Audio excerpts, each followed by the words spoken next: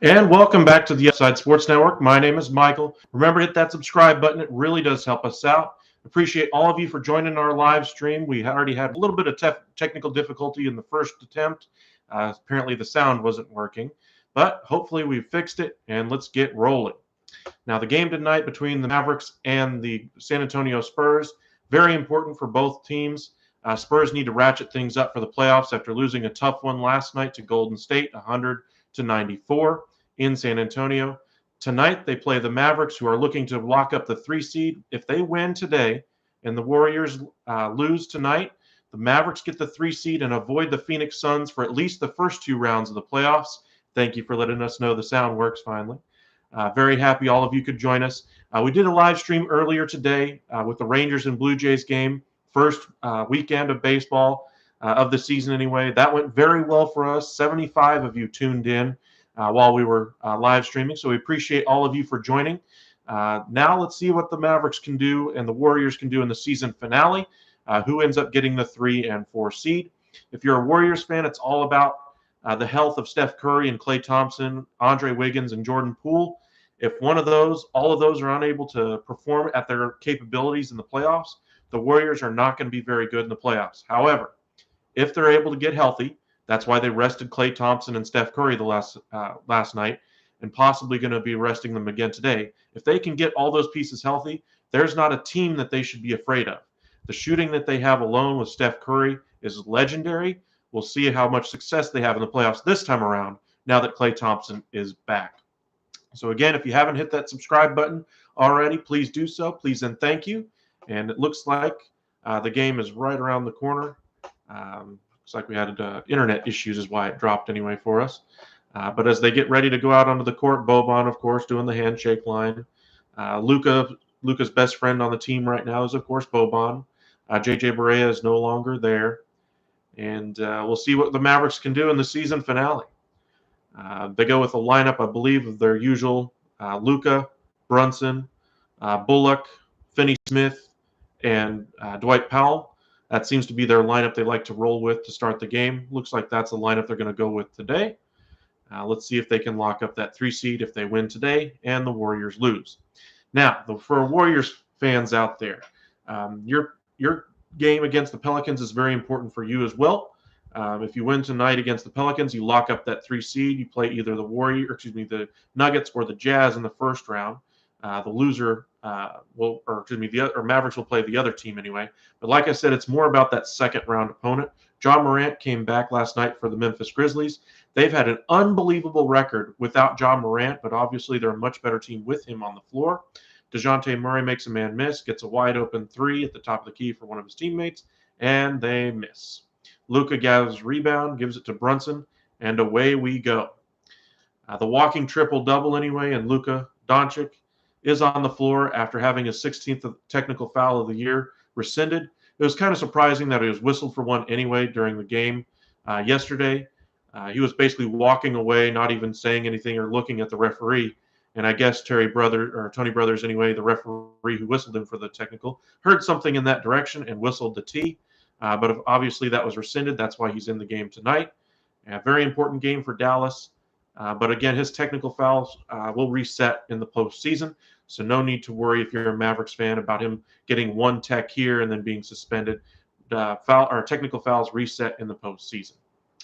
So it looks like Luka and the Mavs should be good to go.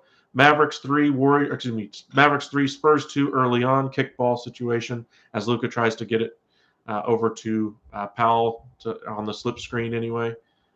Good 3 there by Brunson to start the game for Dallas, 3-2. Brunson this year is having a great year. He's 16 points a game, multiple games over the 20-point plateau. Kind of really evolved as a player this year to possibly be a number 2, 3, 4 option for Luka. He went from being a player you don't even use in the playoff series against the LA Clippers last year to a player who's now starting in the backcourt next to Luka. DeJounte Murray pressuring the ball up at the top of the key after the Spurs take a 4-3 lead. Luka pitches it across the floor. Wide open 3 now for Bullock. Misses it, back rim. And here come the Spurs. Looks like Johnson brings it up, gives it over to DeJounte Murray.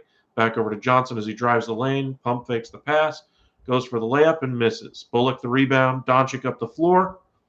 Doncic already's got a couple of rebounds in the game. Luka going one-on-one to get down in the post. Backs him in, fade away. Off the rim, no good. Powell with the tap out. Brunson gathers it for Dallas. Brunson drives, kicks to Powell for the easy dunk. 5-4 is the advantage for the Mavericks. Powell's been very effective ever since they got rid of Kristaps Porzingis. Porzingis was very good for this team when healthy.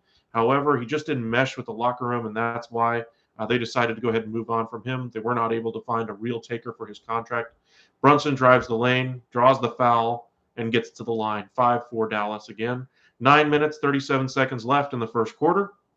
Let us know in the comment section what you think of Dallas, the way they played so far. Seems like they're trying to push the ball to the rim, see what they can get some driving kicks.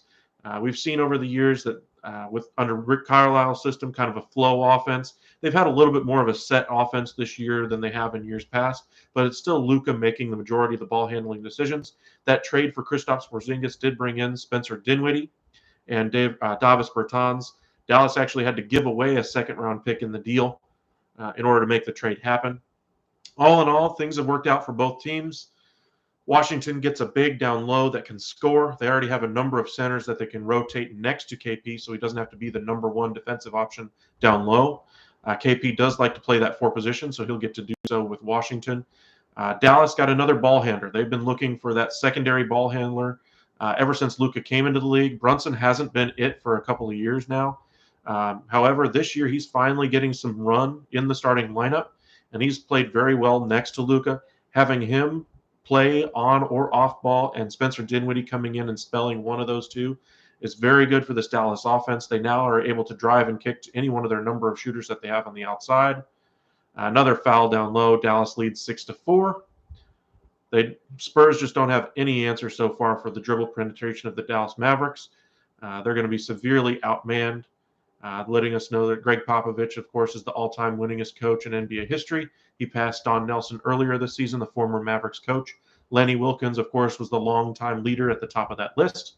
He's in the 3 spot. Luka at the line drains the first one. 7-4, 9:13 left in the first quarter. It's going to be an interesting game. See how the Mavericks end up playing it. If they're up by a lot down the stretch, do they end up giving Luka a little bit more rest than they normally would in a 20-point game, something like that? So far, 8-4 advantage for Dallas. Dorian Finney-Smith is going to pressure DeJounte Murray up the court anyway, make him work for it a little bit. Pirtle at the top of the key being hounded by Powell. Fade away by the Spurs, unable to cash in. Brunson the rebound, and up the floor they come. Luka, the deep 3, buries it. Bottom.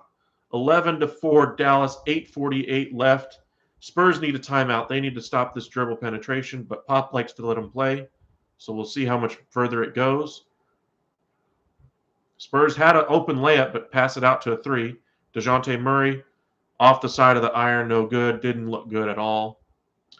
Luka running the ball down the floor. Powell setting the high screen and roll. Slips down low, slips it back to Powell, back to Doncic as he dribbles in again. Kicks it out to Brunson and turns it over as he tries to flip it to Dorian Finney-Smith. Tried to do the touch pass. Didn't work. Running the floor, Keldon Johnson. He's averaging 16.9 points a game this year for the Spurs. Breakout year for him along with DeJounte Murray. So they've got some youth on their side that's been playing well as the season's progressed. Luka drives and kicks. Pass again to Dorian Finney-Smith. Powell unable to tap it back, and DeJounte Murray pressures it up the floor. That was a little bit of a walk there, but Keldon Johnson gets the pass. Pirtle from the low block. Unable to make it go down. Brunson brings it up the floor for the Mavericks. 11-6, 7:35 left in the game, or in the first quarter. Doncic flips it down low to Powell, literally almost rolled it to him down the key, or down the lane anyway. Powell fouled as he goes up. Powell's been rolling very well. He's a very good, elite pick and roll partner for Luka Doncic. It looks like they're going to have it as, looks like Powell's going to be shooting free throws. They're saying he did gather and was going up for the shot before the foul was made. Dorian Finney-Smith getting patched up. Looks like he might have had a small cut on his hand. But if you're a Mavericks fan, so far so good. You'd like to see them knock down a few more of those open shots that they're getting, but they're getting everywhere they want to on the court. Popovich is not going to be happy with their dribble drive defense. They do make a substitution, bringing in former Maverick Josh Richardson. So we'll see if he has a nice game against his former team. Reason the Mavericks dealt him, basically for, well, not much anyway, is that they wanted to free up some room under the cap in order to make a couple of moves. Of course, they didn't get the big fish, but they were able to get some smaller pieces on their roster. Bullock, of course, was the main addition this offseason. Ooh, fight down low for the ball. Pirtle somehow got away with a push in the back, but he puts it home. Pirtle averaging 9 rebounds a game this year for the San Antonio Spurs. Another pick and roll for the Mavericks, and they're hounding Luka at the top of that pick as Murray rakes the face of Luka Doncic and doesn't get whistled for the foul. Oh, Powell dives to try to save it inbounds and does, but right to Keldon Johnson. Wide open three for the Spurs, off the front of the iron, no good. Brunson brings it back up the floor, but he'll wait for his team to get back. Luka at the top of the key, defended by Richardson. Drives, draws 3 defenders, gets to the hole, flips it out to Powell, who gives it over to Brunson. Wide open three, again off the iron. A lot of open shots have been missed so far by the Mavericks. Spurs again hoist from three-point land, and this time connect. It's now 11-11. Vassell, the former first-round pick by the Spurs, known more for his defensive capabilities than his offense, buries the three there, and Popovich was able to steady the ship without having to call a timeout. Very impressive job by the Spurs to even things at 11. Let's see if they can ratchet up their defense and avoid those dribble drives that Dallas is just getting wherever they want to on the court. It seems like they're trying to pressure Doncic when he's at the top of the top, trying to go through that pick, trying to push him towards the side, and that's where they're pressuring the pass more, making those passing lanes a little tougher. Let's see if we continue to see some of that evolve as the game goes along. Warriors, just as an update, are losing 10-3 so far to the New Orleans Pelicans. 9:22 left in the first quarter. But as we just saw in this game, it's still early.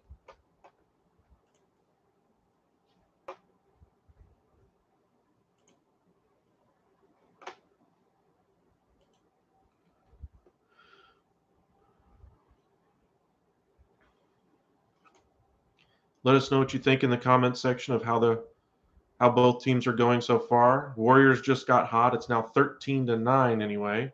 8:20 left in the game.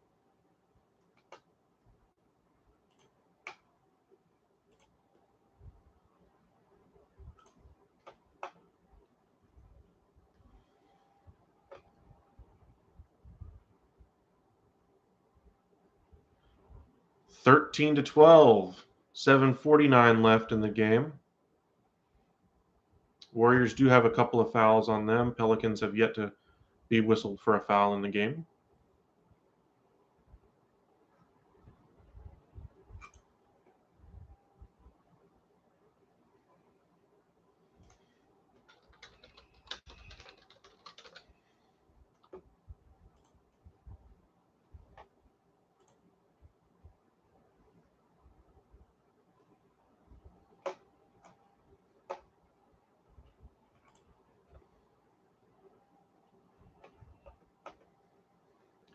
Game is being played on TNT.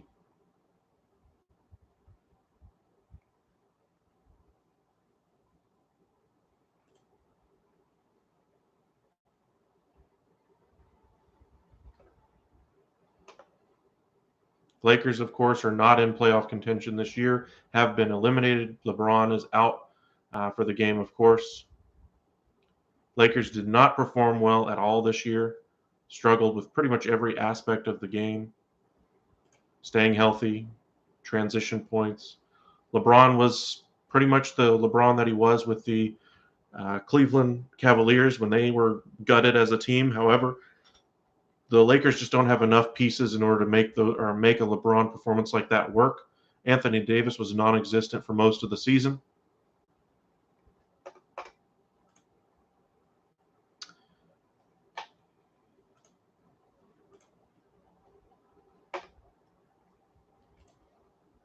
Looks like we're back live. Mavericks, of course, score there.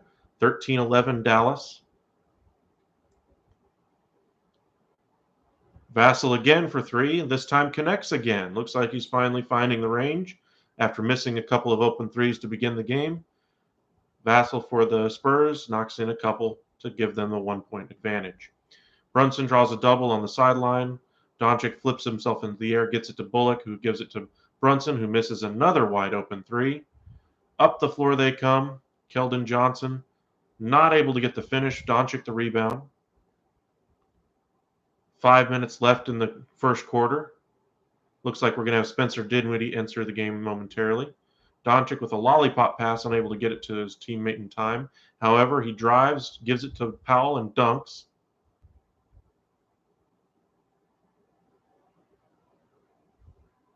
Looks like we have a delay of game warning against the Mavericks for Dwight Powell knocking the ball after he dunked it.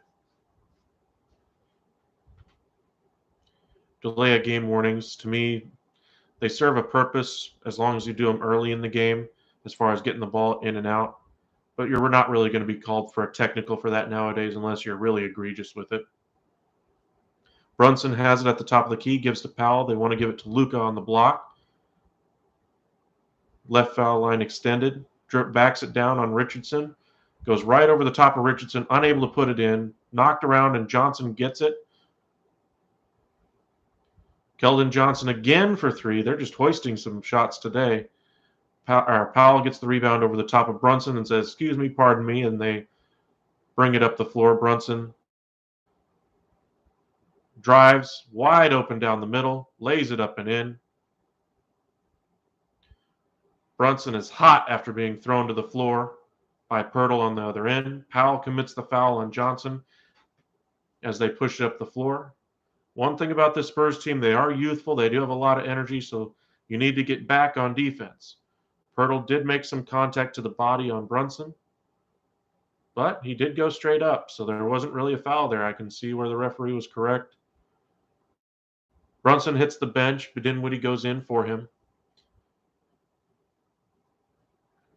Brunson missed a lot of shots in that, or wide open shots in that opening frame there. Bullock goes to the bench as well. Josh Green enters the game. 17 all. Dirk is at the game, sitting with Mark Cuban today, looking good as always.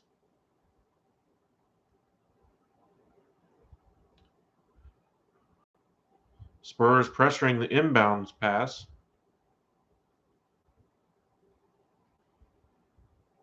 Knocked it away. It's 18-17 Spurs. Luka gets it finally, brings it up the floor. Keldon Johnson takes the defensive assignment on Luka, flips it down low to Powell again for an open dunk. No team that I've seen play the Mavericks has had a consistent plan for stopping that pick and roll between Powell and Luka. You'd like to see Powell make a few more open threes. That'd probably be the only thing that this pick and roll partner or tandem does not have is good luck from three-point land. Josh Green collects the rebound and hands to Luka. 19-18 Mavericks, 3 minutes, 23 seconds left in the quarter. Kidd barks out a play. They want to clear out against the smaller defender for Luka. Luka rips through, gives it to Dinwiddie over to Finney-Smith, who holds the ball in the corner. Back to the top of the key for Luka. He's got three defenders on him. Somehow gets the ball stripped away from him after being hit on the hand and no foul called.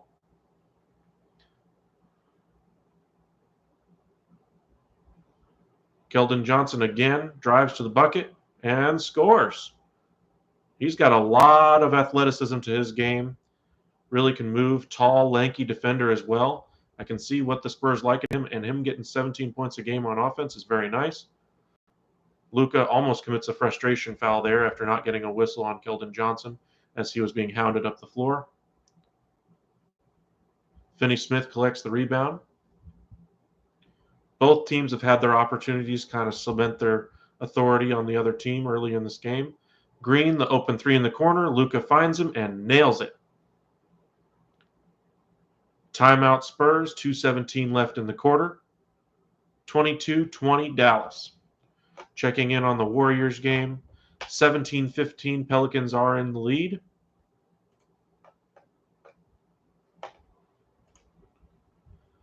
So if you're a Spurs fan, let us know in the comment section what you think about their performance last night against the Warriors.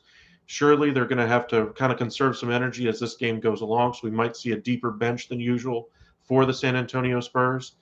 For the Mavericks, they were off last night, and if they win this game and Warriors lose, obviously that means a lot more to them locking up that 3 seed. If you're a Warriors fan playing on the second night of a back-to-back where Klay Thompson and Steph Curry didn't play last night, do you rest Jordan Poole? It looks like Moody, of course, has had an impact on this game. But so far, Jordan Poole is 1 for 3 in the game. Maybe they limit his minutes. Klay Thompson is in the game tonight. Draymond Green as well. Klay Thompson, just for those of you who are wondering, 10 points in the game so far. 4 of 7 from the floor, 2 of 5 from 3. So one of the Splash brothers is back. It'll be interesting to see how they go about the rest of this game. Looks like they're in a timeout right now. Ever since C.J. McCollum came to the New Orleans Pelicans, that team has been much better. Remember how they started out the year with only 1 win, I believe, in 13 tries. Ever since then, they've kind of turned it around and played 500 basketball. Right now, I believe they stand at 36-45. So losing record, but they are in the play-in, which not a lot of teams can say, of course, thinking of you Lakers fans. Sorry, Lakers, you kind of did it to yourselves. I'm going to be poking you all night long, so get used to it. Anthony Davis saying, "Oh, there's nobody, cheering for us. You've had people cheering for you all season long to be in the game, and you've not been available. It's kind of on you for not being there and getting the job done. Just Anthony Davis and LeBron James should be enough to get you to at least a 500 record, even with the roster they have. Malik Monk was their 3rd best player, much better than Russell Westbrook, which, considering Russell Westbrook was the All-NBA player for a number of years, MVP and all that, he just wasn't the same player this year with the Lakers, just never seemed to fit. But LeBron brought him in. He talked to LeBron in the offseason, convinced him to bring him in over DeMar DeRozan. Now, I'm not saying DeMar DeRozan would have been this version of DeMar DeRozan that he is in Chicago, but he's got to be a far cry better than anything Russell Westbrook has meant to the Lakers this season. So sorry, Lakers fans, you kind of made your own bed. Now it's time to sleep in it. Let us know in the comment section what you think of LeBron missing the postseason on a season where he actually was healthy enough to push for that spot. Pelicans take a 19-17 lead, 4:53 left in the first quarter.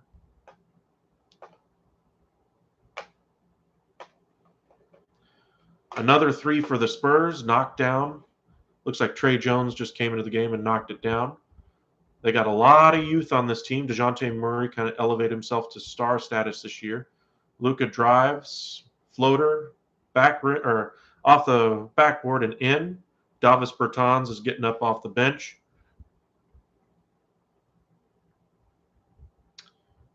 Another 3 for the Spurs, missed. As the Mavericks kind of fight for it. They're actually going to call a foul on... Who are they calling a foul on? Looks like the Spurs. I can't tell the player. But we will see. Right now, 23-24, Dallas in front. 1:32 left in the quarter. Jason Kidd barking out assignments, giving Luka some time to just sit in the corner while they have Dinwiddie bring it up the floor this time. Let him kind of conserve that effort. Luka gets it.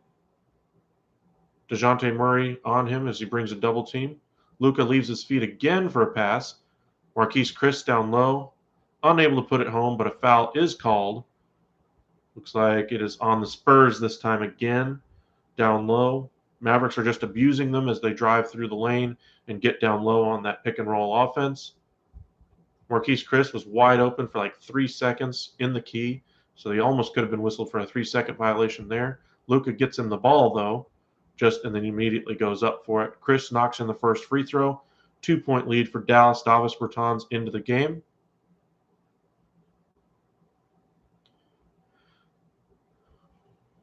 And the second one is good as well. 3-point advantage for the Mavericks, and they are now in the bonus the rest of the quarter. Trey Jones brings up the ball for the San Antonio Spurs. Gives to Josh Richardson. Ooh, almost stripped by Chris. And somehow Spurs are able to lay it up and in. Nice athletic play. It looks like Zach Collins was the one on that one. Very impressive for him. Down low again, Chris just abusing the smaller defender. Lays it up and in. 28-25, 53 seconds left in the quarter. Spurs hustling up the floor yet again. Trey Jones with it on the right wing extended. Dribble drive, fadeaway, bottom. Looks like the Spurs have found their feet in this game, holding their own. Luka will come out at the quarter break. Off the back iron for Dinwiddie.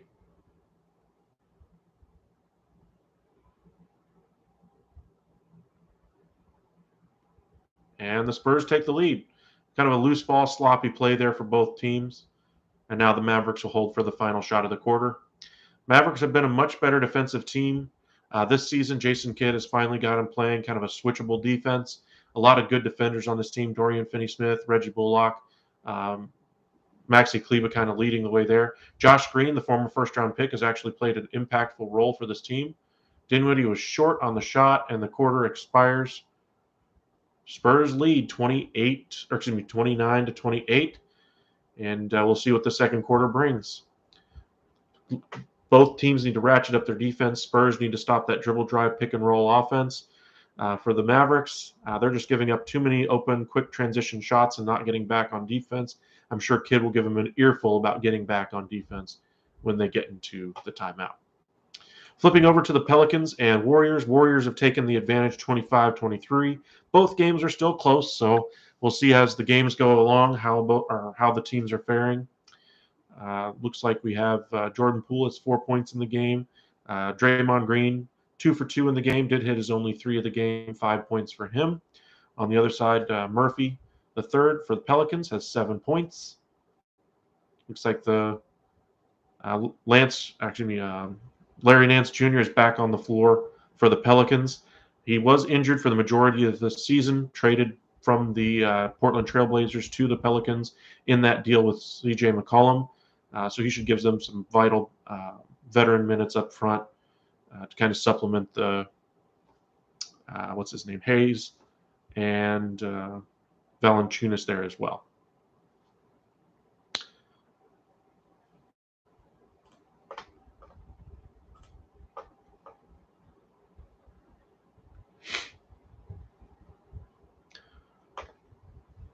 Let's check in on some baseball.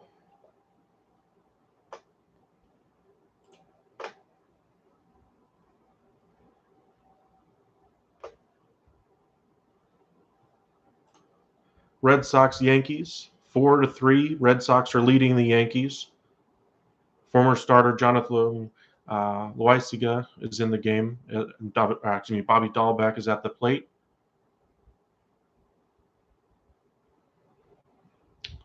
Two out in the top of the eighth. Red Sox in front again.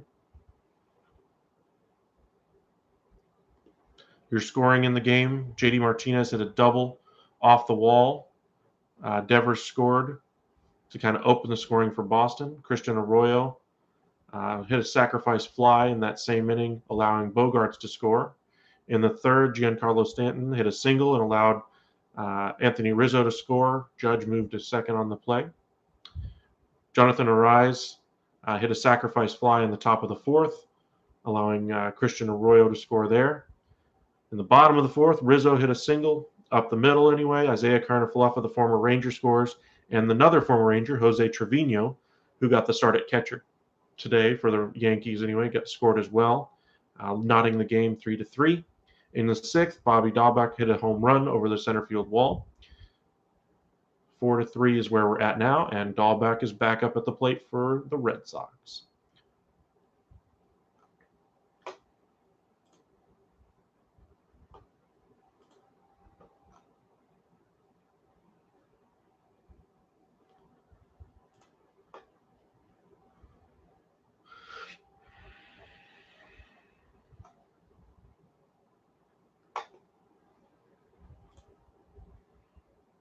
check in on that Warriors-Pelicans game again real quick with the timeout happening in the Mavericks game.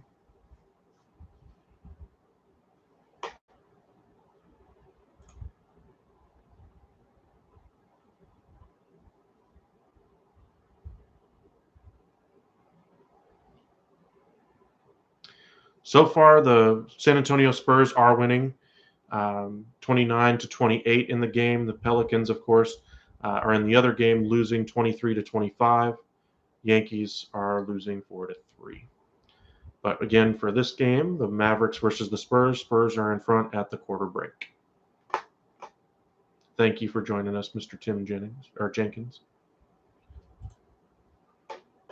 Sorry, that name will always be Leroy Jenkins to me. That name is officially ruined to me.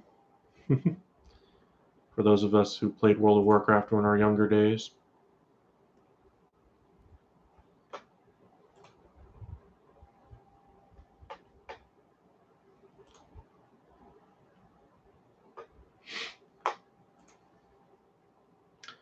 Looks like that game is in timeout. Mavericks have come out, open the second quarter, 33-29. 10 minutes left in the quarter. Ooh, a little bit of a travel there, but not whistled by the referee. Collins gets the bucket underneath. 33-31, Dallas in front. Brunson back into the game with Luka back on the bench to start the second quarter. Brunson again unable to find the stroke. Misses off the iron. Vassell at the top of the key trying to take advantage of the dribble drive. Again, gets the ball, dribbles, shoots, and a foul is called. Not sure who it's on yet anyway. Looks like it's on Josh Green. They're saying he got him on the elbow anyway. 9:41 left in the second quarter. Looks like Dorian Finney-Smith is about to enter the game again for Dallas as a defender. Dallas does have two bigs on the floor with Bertans and Chris right now. Dallas does not like to play a lot of two bigs anymore ever since they got rid of Porzingis. They kind of like to keep things simple. A lot of guards, a lot of wings, that kind of player. Out east, the top four teams, Heat, Bucks, Celtics, and 76ers anyway, all pretty much close in the standings. But it looks like the East is pretty much locked up its playoff seeding right now. Maybe a win here or a loss here jumbles things around. The Nets, if you might have heard, are in the play-in as it stands right now. Mavericks was yet another open shot. They need to start hitting some of those if they're going to win this game. Foul down low. Looks like it's probably going to be on Bertans. 30-3 all here early in the second quarter as Luka gets some rest on the bench for Dallas. Both teams struggling with hitting shots that are open. Both teams finding a lot of success on the dribble drive so far. Spurs a little bit more success getting to the open floor, getting easy buckets.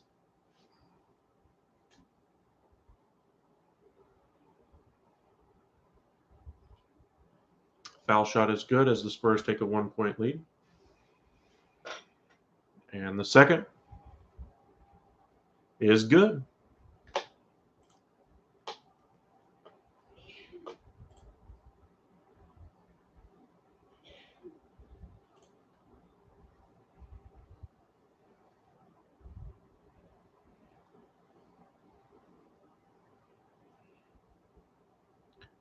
Bates Diop on those free throws anyway.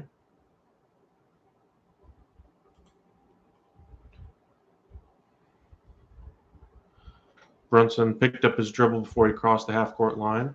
Bertans turns and fires for three and hits. Bertans is a very streaky shooter this year. Before this year, when he was with the Washington Wizards, he was a 40% three-point shooter. Moving screen on the Spurs, Zach Collins at the top of the key. But as we were saying, Bertans in the previous 3 years was one of the top three-point shooters in the league, averaging over 40% from beyond the arc.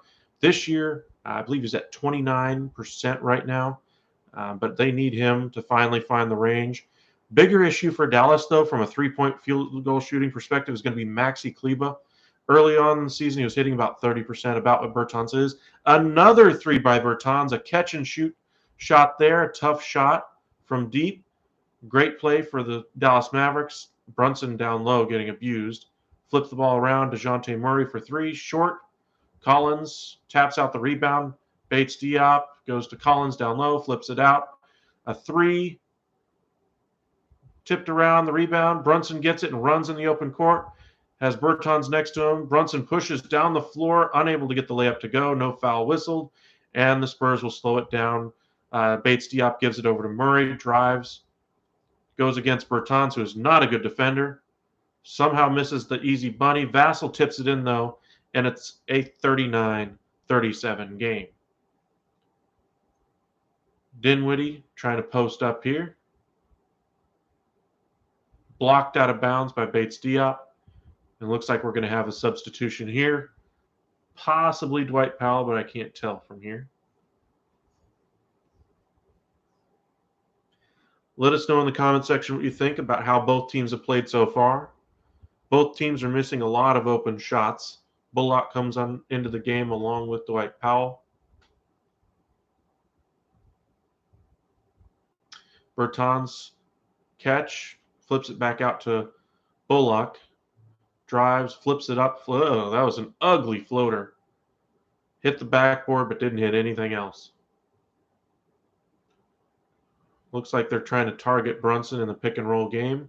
And Davis Bertans again gets abused by Johnson this time. Keldon Johnson back in the game. He's played well for the Spurs tonight.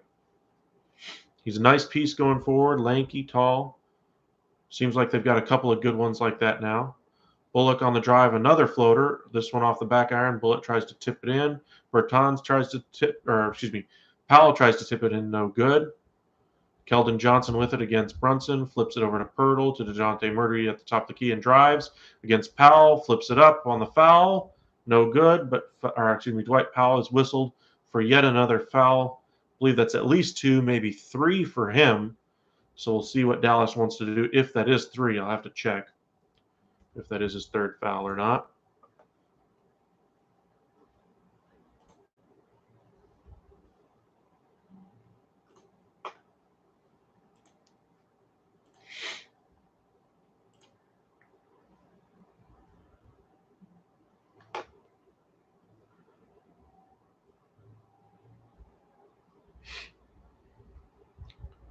(41-39) is the score.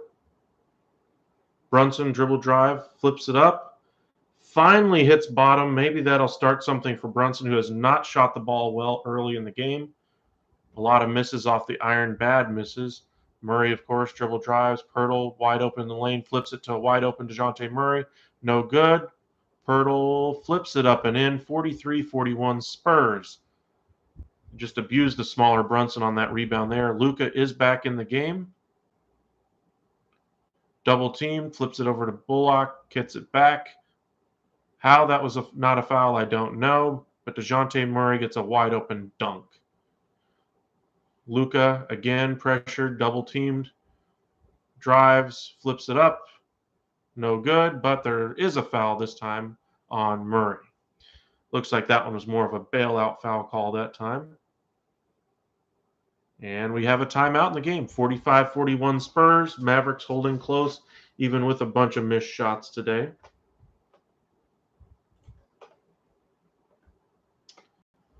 Let's flip over to that other game, the Warriors and Pelicans.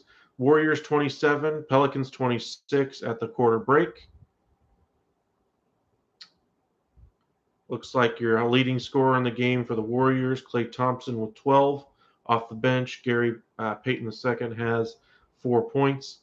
For the Pelicans, leading scorer, Murphy is actually your leading scorer today, followed by Willie Hernan-Gomez.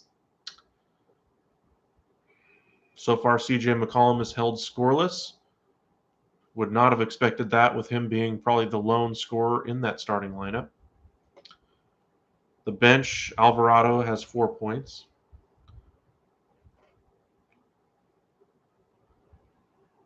Second quarter is underway. Warriors 29, Pelicans 28.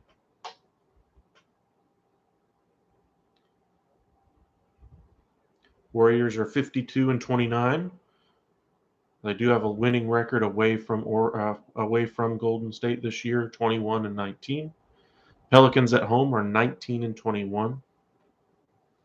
But again, remember they started the season on a 1-12 stretch, so a lot of that has evened out as the season's gone along.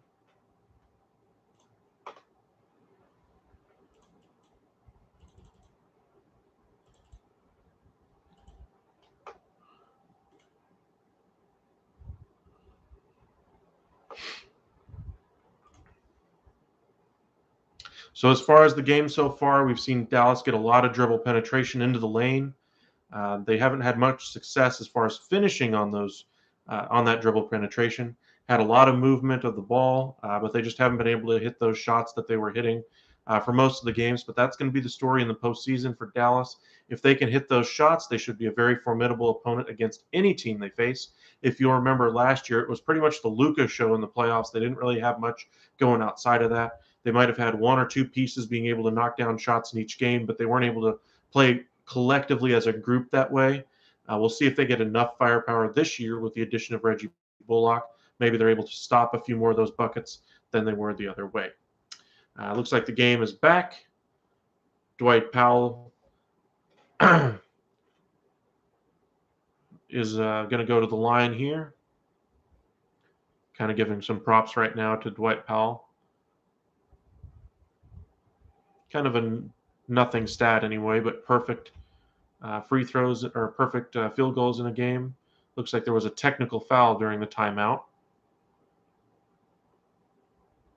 I'm guessing probably on DeJounte Murray. He was the one that was expressing the most frustration. And Luka steps to the line.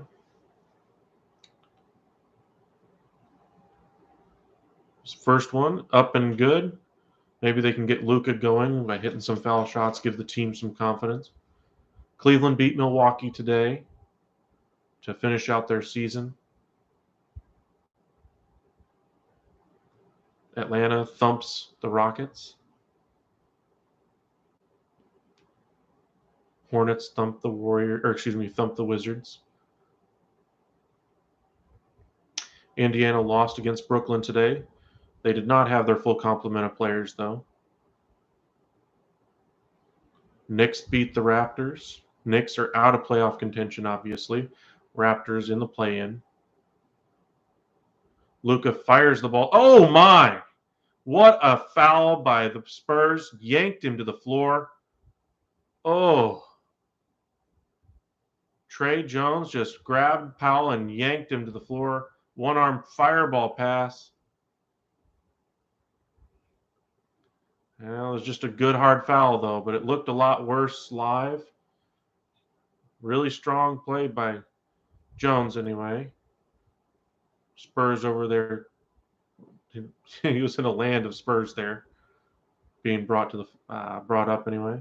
Looks like they are going to review this one for a flagrant possibility.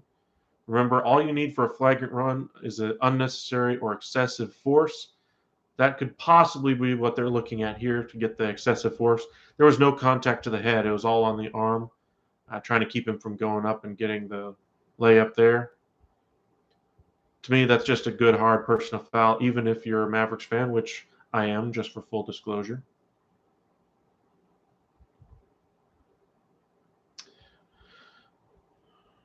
Powell going sideways adds a little bit more visual things for the fans to ooh and ah at, but to me, that's a hard foul. No real damage done to either player. Except, of course, if his shoulder got pulled out, but it doesn't look like that happened.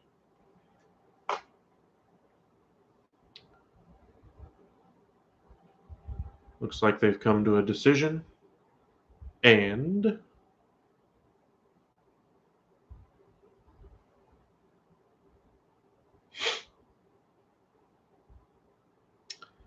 looks like it's going to be, once they get back from break here.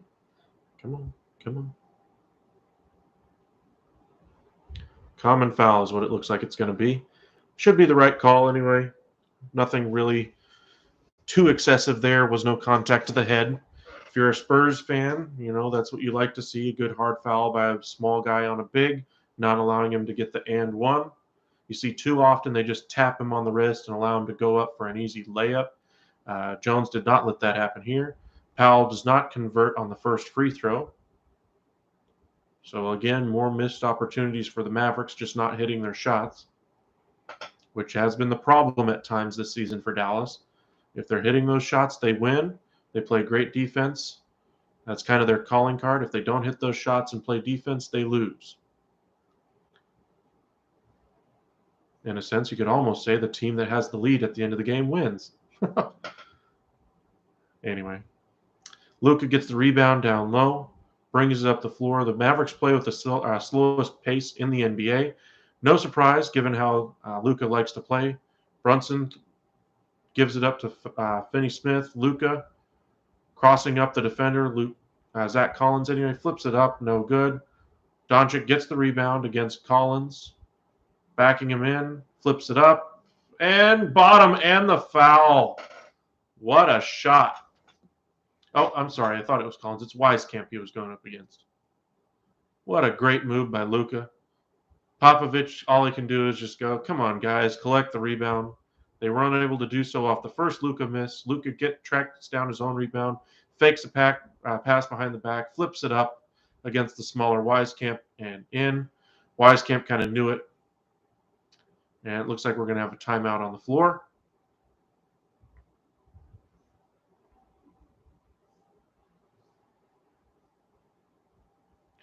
Possibly an official review. I don't know. They went to break before I can tell. All right, now the Warriors look like they've extended their lead 46-37. Tough news if you're a Mavericks fan.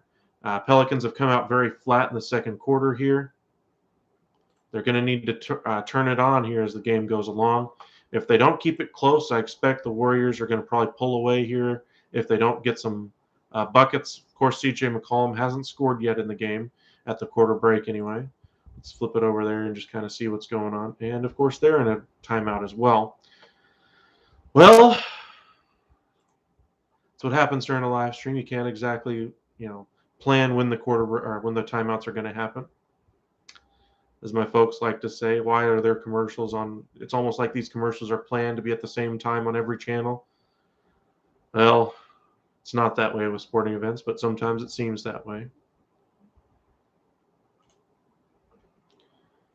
Now, since they're both back in the game, let's flip it back over to the Dallas Mavericks since they're in commercial break.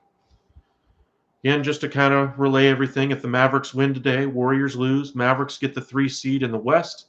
If they lose, the Warriors automatically get the 3 seed anyway. They are the 3 seed right now, so they do need a little bit of help in order to get into that 3 spot. If you're a Mavericks fan, they really need to just get out of the first round, no matter who their opponent is. They just have to get out of the first round. You don't want to be that team that spent 3 years unable to get out of the first round, and then the questions become, is this team good enough? Is Luka good enough to win a playoff series? You already see the conversations about how Trae Young is better than Luka Doncic. First off, are you kidding me with that argument? Trae Young is half the player Luka Doncic is at best. I understand the defense is very comparable, seeing as how they don't really play any. But Luka's just a much better playmaker. He allows his teammates to get a little bit better. You saw John Collins, who's had some success with the Atlanta Hawks, kind of describe how he's been unhappy on that team. Luka and KP were also an uneasy fit, so maybe it's just that position with the type of ball handler that those two are. But for my money, the way Luka's able to find the open guy routinely, Trae Young does that sometimes, just not as often, and he's not as dynamic of a scorer. He's a lot smaller. Luka can go up against bigger defenders and is still able to find success. Trae Young cannot say the same. That's just, unfortunately, the way things work when you're a smaller offensive player. Luka flips it up and in, and we are tied at 47. 5 minutes and 7 seconds left to go in the second quarter. Trey Jones bringing it up. Richardson on the outside, defended by Dorian Finney-Smith. Powell waiting in the wings to defend him. Doncic almost picks off that pass. Contested rebound brought out to Richardson. Luka gets the rebound this time. Keldon Johnson trying to get up there in front of him in order to cause some defense there. Luka step back three off the front iron backboard and then no good. Trey Jones collects it, brings it up the floor for the Spurs. Brunson defends him. Richardson throws it down low to Pirtle, defended by Powell. Up and in, 49-47 Spurs. 4 minutes, 20 seconds left to go in the quarter. You'll know one thing about Jason Kidd in the second half, especially if there's 3 minutes left, he likes to call his timeout, even if his team has a fast break opportunity just before that 3-minute mark, if he has an extra timeout to burn, because you'll remember in under 3 minutes, you lose that any timeouts that you have over 2. And so he likes to take advantage of that and get Luka that extra bit of rest. We saw in the playoffs last year how Luka just seemed gassed by the time the fourth quarter rolled around based on how hard they were using him early in the game. You'll remember that entire first quarter, 21-point first quarter that he had in that one game against the LA Clippers. By the fourth quarter, after having to be used that much because they didn't have a secondary ball handler really in the game at any point in time, anytime they brought him out for any length of time, they pretty much lost a whole bunch of ground to the Clippers. This year, hopefully with the ball handlers that they have, they can allow him to get some rest and allow him to get some extra time on the bench. And calling that extra timeout before the 3-minute mark in the fourth quarter will allow him to be a little fresher down the stretch in the postseason this year. One thing to kind of note if you're watching the playoffs this year and you're wondering, why is Jason Kidd calling a timeout for no reason? That's why he's calling it, just because he's about to lose it and wants to go ahead and give Luka the rest he needs, no matter if the other team would also benefit from him. Luka, his best player, you always want to put your best players in the best position to succeed, and getting him that rest after how much usage he has for this team is everything for them.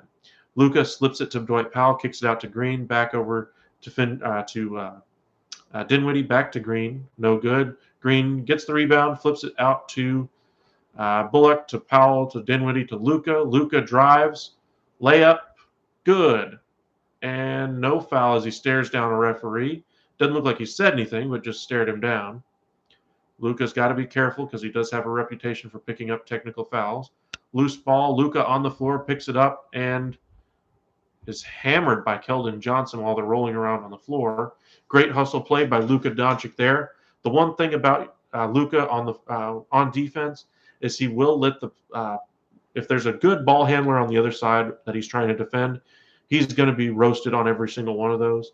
The one advantage he does have when he plays off ball is he has very active hands in the passing lanes, kind of like LeBron now, where LeBron isn't able to take on the primary defensive role. He can in a pinch, but his best position nowadays is playing off ball, trying to read those passing angles and pick off the pass. That's what Luka really excels at on defense. So he has picked up his defensive effort, but he just doesn't move his feet quick enough to be able to stop those primary ball handlers of the other team. Remember, Dallas does play with the slowest pace on offense. And like I said, that has a lot to do with Luka being their best player. Just kind of allows the play to unfold in front of him and sees the floor very well. On the fast break, Dinwiddie to Green, out to Finney-Smith, buries the three. They're finally hitting some of their open shots. Looks like San Antonio is going to go ahead and call the timeout here. 55-51 Dallas as they surge into the lead. Maybe they're finally starting to turn the corner by hitting some of their open shots. 2 minutes, 36 seconds left in the second quarter. Let's check in on that Warriors game. Warriors and Pelicans. Remember, Warriors win. They lock up the 3 seed. Right now, they are leading the Pelicans by 11 with 3:39 left in the second quarter. Foul called on Jose Alvarado for the Pelicans. Willie Green is going to make a substitution here for Marshall. A little bit of an injury issue, it looks like. Or excuse me, Murphy, not Marshall. Otto Porter at the top of the key with it. Draymond to Jordan Poole. Back to Draymond down low. Oh. I can't tell who that was, but he just got hammered. Looks like the Warriors are playing a lot of their younger guys tonight to try to keep their legs fresh for the postseason. Damian Lee looks like the guy on the cut. Kuminga's in the game as well. Damian Lee at the charity stripe, trying to extend the lead for the Warriors. Again, if the Warriors lock up or win this game, they lock up the 3 position. They will probably play either the Nuggets or Jazz in the first round. Mavericks will play the other team. The advantage of being the 3 seed is you play Memphis in the second round, most likely, depending on how the first round unfolds.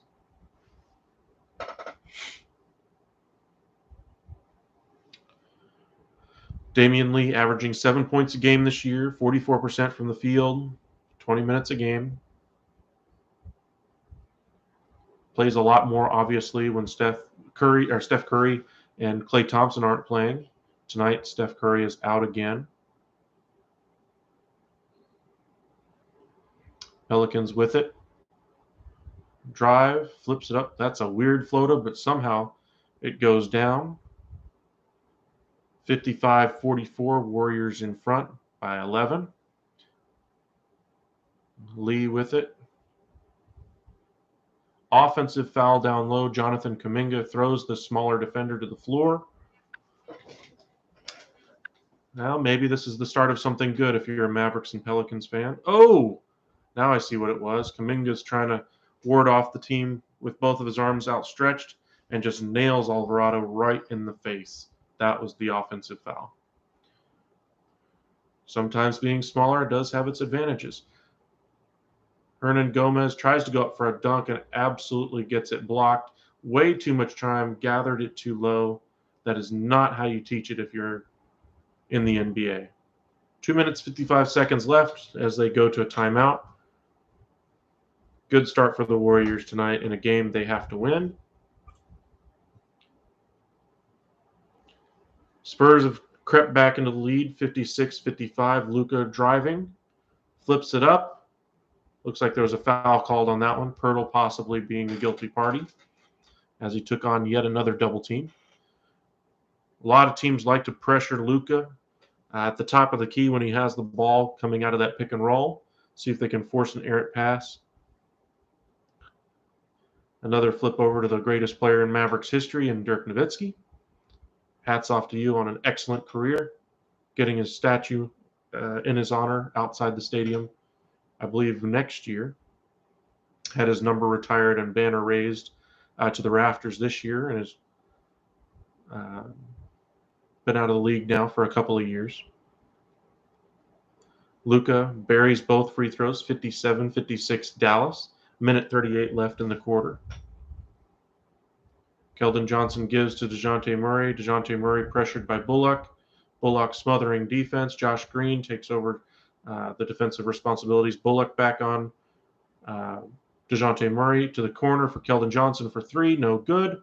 Josh Green the rebound and pushing it up the floor. Flips it up to Dwight Powell. Oh, and he misses the dunk. A little bit high on the pass. He wasn't able to gather it in time. Kind of a helter-skelter exchange right here. DeJounte Murray flips it out to Josh Richardson, and buries the three. Former Maverick takes out some of his anger against his former team. Luka Doncic at the top of the key. Takes the screen from Powell. They don't double him this time. Richardson stays in front of him, which, again, single coverage. He's going to take that shot every time in this game. Buries it 59-all with 45 seconds left in the first half. Bullock at the top of the key defending DeJounte Murray as they try to go a 2-for-1. Pirtle sets the screen. Bullock again stays in front. They flip it out. Oh, bad pass, but Keldon Johnson's able to bring it in. Luka somehow didn't get whistled for a foul there as he tried to steal it from Johnson, but he gets the rebound, and Luka will hold for the final shot as he crosses the timeline. 13 seconds, 12 seconds. Green sets the pick, gets the switch. Luka going one-on-one at the top. Looks like he's going to jack from there. Nope, drives, lays it up, no good. No foul called either. That was kind of surprising. But they go to the half, tied 59-all. Both teams have struggled defensively, being able to stop the dribble drive. Both teams have hit some of their open shots, but both are missing a lot of opportunities out there and leaving a lot of meat on the bone. So let's see which team can lock things down defensively, stopping that dribble drive, and which team can start knocking down their open shots when the second half rolls around.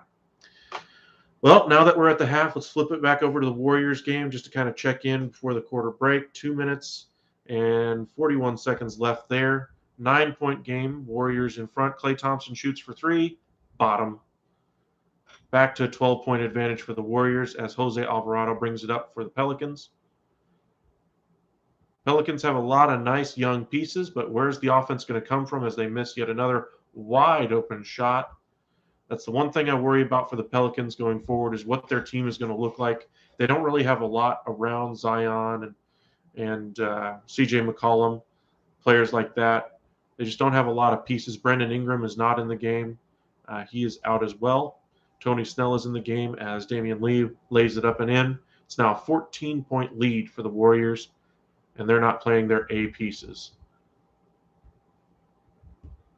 Jose Alvarado from deep three over Klay Thompson, around and around and out. Not what you want to see if you're a Mavericks fan. Klay Thompson hammered by Alvarado down low. 14-point advantage for the Warriors. This game is getting away from the Pelicans quickly. Maybe they can close the quarter strong, keep it underneath 10 by the end of the quarter. Draymond Green gets in Alvarado's face. As you might expect, Draymond trying to lay down the law for their returning Klay Thompson tonight after he missed last night versus the Spurs. First free throw is good. The more Klay Thompson plays, the better this is for them. Pelicans playing without Brandon Ingram and Graham as well is on the bench in street clothes. A lot of over the years, a lot of street clothes being used by the Pelicans. Anthony Davis, of course, has the nickname Street Clothes from his time with the Pelicans, how he was unable to play. Jose Alvarado gets the defender on his back, lays it up, foul called on Poole. Kind of a shifty guard there for the Pelicans as they're down by 15, trying to cut that gap down before the quarter break. Willie Green trying to find any advantage he can in this game with his limited resources that he has at his disposal. First shot, no good. Kind of need to hit your free throws if you're struggling to find offense in this game. Knock down the easy ones. Misses one there. Misses a second one. Ugh. Things are not looking good for the Mavericks as they try to get that 3 seed tonight. If the Warriors are able to get that 20-point lead, even if the game is still close in Dallas, maybe we see the Mavericks pull their lineup and get a little rest. Maxi Kleber is not playing tonight. He has been dealing with some injuries pretty much the entire season. But as I was mentioning earlier during the second quarter anyway, Davis Bertans has been shooting a lot better since he's come to Dallas. Kind of a movement shooter, which they did not really have in this offense before. Very similar to Seth Curry back when he was on this team, how he would be able to move off screens, be able to catch and shoot off the screen, off the bounce anyway. Tim Hardaway Jr. probably isn't going to play in the first round. He would also be another guy who could be another scorer like that. But they do not have those pieces right now. So Bertans is kind of your movement shooter right now. But Maxi Kleber is the other piece that has struggled from three this season. He's shooting something like 8% from three since the All-Star break. That's right. I said 8%. He was formerly a 40% three-point shooter. This year he's down to 30, and it's gotten even worse in the second half. Maybe it has a lot to do with the injury that he has, and that's why he's getting some rest finally. But they really need his three-point shooting in order for his time on the floor to be worth it. As a defender, he is a very active and willing defender. He's not afraid to be posterized if it means that he's able to block a few shots every now and again. But they need a healthy Maxi Kleber in the playoffs if they're going to kind of spread the floor the way they want to. Green lays it up and is fouled by the Pelicans. 17-point advantage, make that 18-point advantage now for the Warriors as they extend their lead over the Pelicans. Looks like they're probably going to go into the break up by about 20. Not a good look if you're a Pelicans fan, as this is a game you'd like to have had some momentum going into the postseason and the play-in tournament, but they don't get it right now. Jose Alvarado brings it up. Hernan Gomez gives to, I want to say Murphy there. Hernan Gomez down low. Looks like they're playing a lot through Hernan Gomez, but he's just not being very effective today. Alvarado flips it to the corner. More flipping it around. And turnover. 19-point lead for the Warriors. Very offensively challenged team with the Pelicans. Hernan Gomez is a gifted offensive player, but when he's your go-to guy on offense, oh, he took it off the face. That's why it went out of bounds. He's a gifted offensive player, but when he's your number one option, that's not a good thing if you're a Pelicans fan. If he's your number one option on the floor. Klay Thompson sets the pick for Poole. Poole on the switch with Hernan Gomez. Probably going to shoot from three. Nope, he does get the dribble and gets all the way to the basket. Flips it up and in with the foul. This game is over, and we're not even in the second half. Well, NBA regular season is winding down. Oh, wow, that hit the front of the iron, still went up and over the rim. I have no idea how that ball went in. That was an impressive, very impressive crawl by that ball. That ball literally hit the rim, rolled up on top of the rim, and rolled in. I don't think gravity works that way, especially when there's no motor inside that ball. Very impressive. Poole gives the Warriors a 22-point lead. 7 seconds left before the half. Klay Thompson guarding at the top of the key. Screen set, drive, layup, and rolls in. Well, maybe that'll get them going anyway. A nice tough basket. Brandon Ingram trying to high-five people as they come off the floor. But the Pelicans are going to need some offense in the second half. They're going to have to find a way to get the basket that they need, find a way to stop them from three. Jordan Poole, Klay Thompson having to run wherever they want to go on this floor. And it's all Warriors against the Pelicans. All righty. Well, it looks like both games are now at the half. So let's kind of go over some different details that we've seen throughout it. Throughout the season this year, Luka started the season with KP as his running mate, flipped to Washington for Spencer Dinwiddie and Davis Bertans. Bertans, of course, we already mentioned, the movement shooter, struggled, kind of has a very huge contract, which is the reason why he was in the deal, of course. Washington willing to trade bad salary for bad salary. Washington also giving up ball handler Spencer Dinwiddie. First 10 games of the year, Dinwiddie was very effective, but of course he's coming off a torn ACL last year. So we'll see what kind of production he can give the Mavericks down the stretch this season. But as the season wore on, he was kind of a ball-dominant guard in the Washington Wizards offense, and they want that ball in Bradley Beal's hands. When he played off-ball, the two just did not find chemistry together. In fact, there were comments after he left Washington about his leadership on the team. Now, people should have looked to Spencer Dinwiddie for leadership on that team. However, he is coming off of injury, so maybe they just didn't see him as that leader by example kind of guy yet. Ever since he's come to Dallas, it's been a different story. He had multiple game-winning shots against Boston, Brooklyn.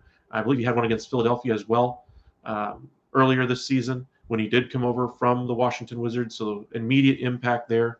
But for the Mavericks, this story of this season is about Kristaps Porzingis being traded and getting that secondary ball handling that they've been looking for years in Spencer Dinwiddie and Jalen Brunson.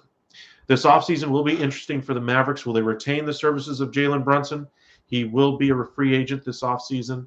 They, of course, can bring him back. They just couldn't sign him to a big extension during the season because he was a second-round pick, so they weren't able to give him that $20 million that he's probably going to command in free agency. But a 4-year, 5-year, $20 million a year deal sounds about right for Jalen Brunson. A number of teams will be interested in his services. I was a little bit surprised when they got Dinwiddie that they didn't try to flip Brunson for some other assets at the time, but maybe they can do so as kind of a sign-and-trade thing in the offseason if one of those other teams is willing to pony up the money the way that and needs to offload some salary that benefits the Mavericks. Kind of thinking about the Indiana Pacers and his connection with Rick Carlisle, maybe you get a guy like Malcolm Brogdon back. Malcolm Brogdon will be moved now that Tyrese Halliburton is there, taking over the point guard duties. If you saw that Brooklyn Nets game and Indiana Pacers, the way he was able to move that ball all around was phenomenal. I was shocked he was in that deal for Domantas Sabonis. If you're a Kings fan, you're really missing out on that guard play now. News came out today that DiVincenzo, who was traded there during the season, was unhappy with the way he was used, thought the Kings were kind of monkey around with his time. So again, more questions for the Kings, but as far as Jalen Brunson, maybe he's a fit with Rick Carlisle in Indianapolis. Other teams that could be after him, the Detroit Pistons have been rumored for him for a couple of weeks now, a little bit more fervently. He does have a lot of connections still with the New York Knicks. His father has that connection with the New York Knicks staff. And so they need a good guard or some good guard play there. Emmanuel quickly seems to have worn out his welcome with Tom Thibodeau. Kemba Walker is still there, but they will probably move on from him in the offseason. Maybe he flips back to Dallas and gives them another ball handler back, along with some other assets that Dallas could use, some draft picks, etc. Dallas will have its 2025 first-round pick and 2027 first-round pick to trade. They will have the rights to trade their 2022 pick this offseason after the draft or during the draft. They just weren't able to move it at the deadline because of the Stipien rule that does not allow you to trade first-round picks in in consecutive years anyway.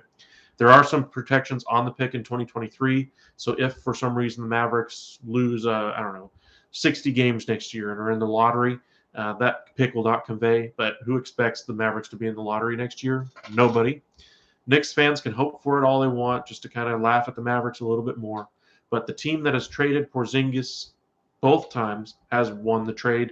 In my opinion, the Knicks got a whole bunch of salary cap space. Not that they used it for anything good. They got a couple of draft picks. Not that they used those for anything good, but at least they were able to get something solid in return.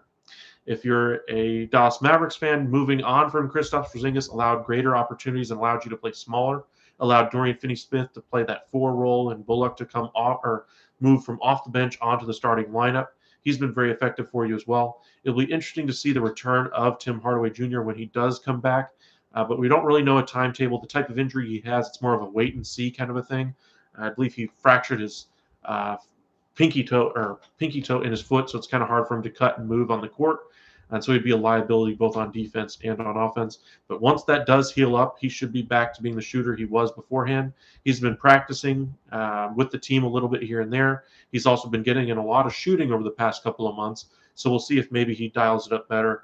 Now he's had nothing but time to work on his shot since he got injured. He has not played well this season, struggled with the shot, so maybe Tim Hardaway Jr. will find some consistency now that he's had some time to kind of work on things and figure out what he wants to do offensively.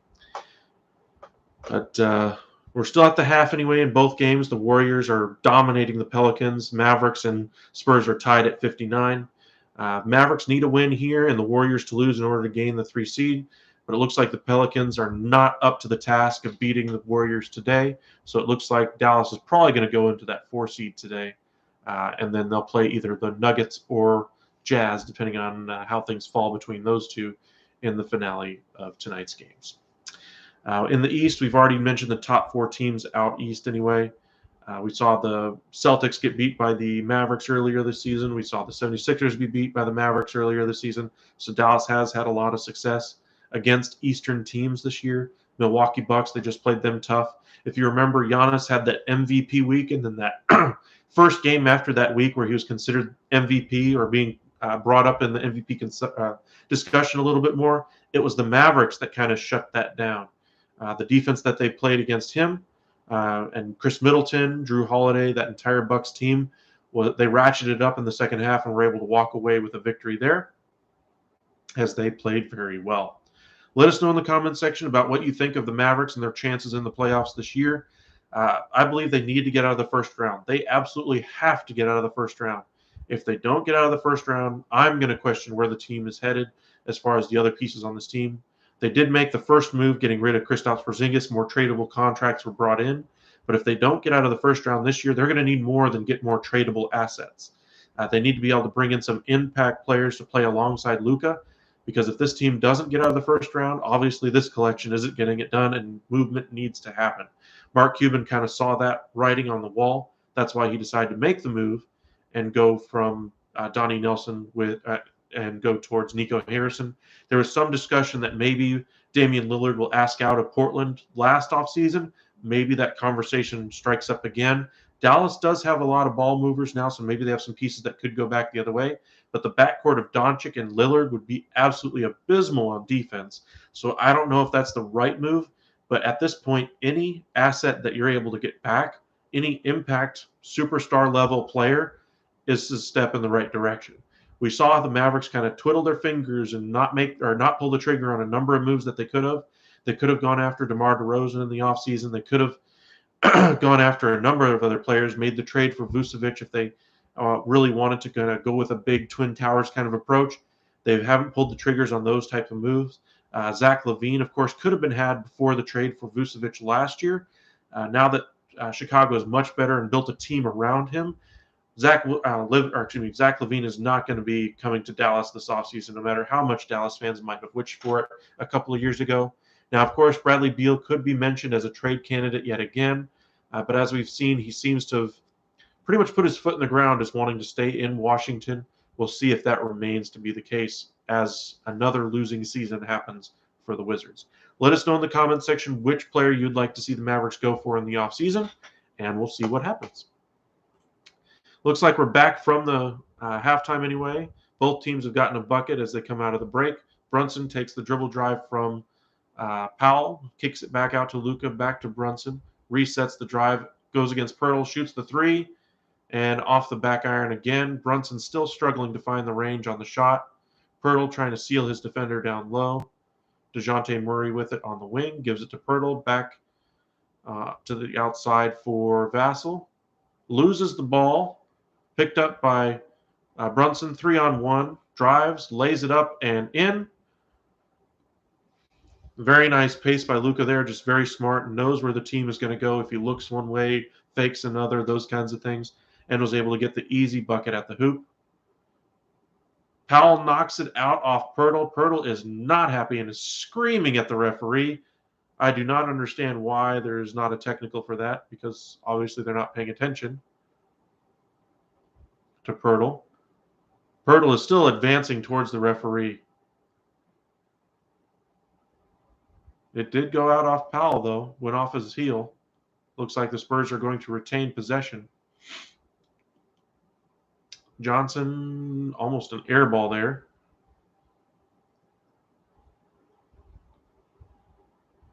Looks like a 24-second shot clock violation.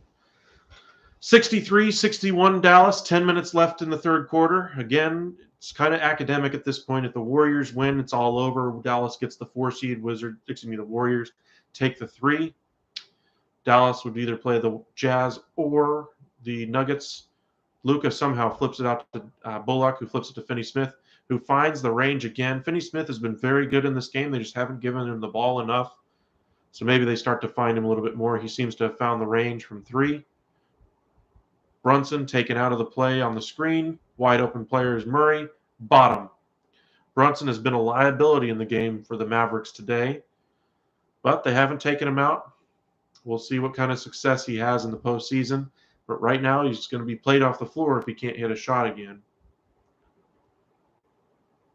Powell dribbles, lays it to Doncic, unable to corral the pass as it was at his feet. Murray dribbles on Powell, back out. Doncic takes over the defensive assignment. Pirtle sets the screen, flips it out to Keldon Johnson. Doncic covering there, lets him by, flips it up, off the rim, off the rim, off the rim, and down. Luka inbounds to Brunson, and Brunson looks like he'll bring it up the floor this time. 66 all. Final game of the regular season for the Dallas Mavericks. Looking to finish the season with 51 wins.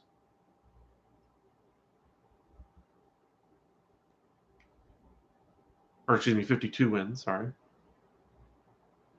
Brunson finds the range on that shot. Murray driving to the bucket.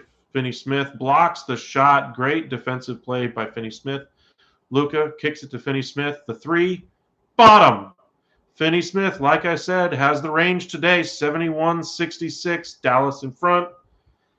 That extension that he signed with Dallas, the 4-year, $55 million extension that he signed around the trade deadline, worth every penny so far for Dallas. If he can continue to improve his offensive game. There was an article in the Dallas Morning News today about Dallas possibly going after LeBron, about its very, very remote possibility, but still a possibility nonetheless that should be taken seriously.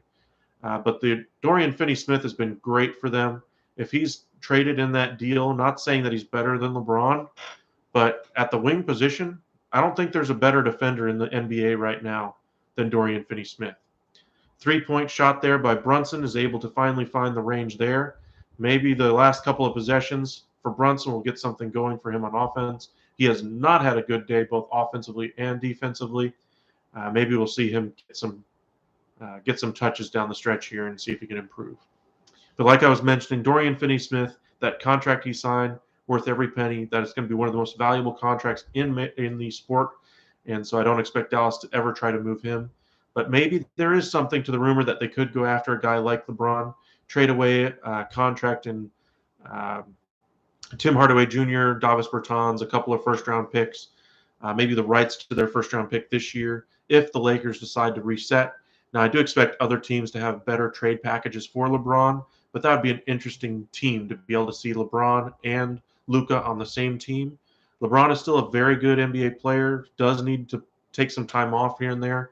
He's probably a 60-game-a-year guy nowadays, but that's pretty much what you're going to expect, best case scenario, out of Kristaps Porzingis. And Kristaps did not mesh nearly as well as a wing would in LeBron James, another ball mover, somebody who can create his own offense. And so LeBron might be a nice piece for Dallas if they're able to do so. Just mentioned by Brad Townsend in the Dallas Morning Telegraph this morning as a remote possibility. We're talking remote, like 1% chance of anything ever happening with LeBron. And if something did happen in that 1% chance, maybe a 1% chance he comes to Dallas. So we're not saying anything is even close to likely ever happening with anybody concerning LeBron James, but the drama has already started in LA. If you were to try to make something happen, now might be the time, as the front office and LeBron seem to be at each other's throats about the Westbrook decision and who's going to take blame for the loss of not making the playoffs this season.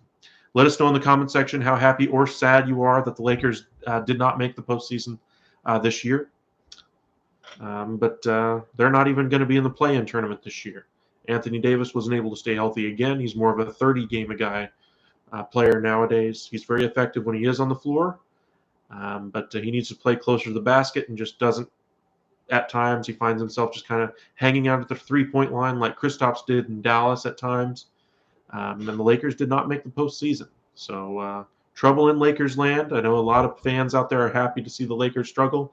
A lot of Lakers fans are upset with the way the season has gone. But things just didn't work out this year for the Lakers. Let us know in the comments section what you think about the Lakers not making the postseason. You happy about it? You worried about the Lakers' future? Where do you think they're going to go? But right now, we got a 74-68 game. Dallas in front.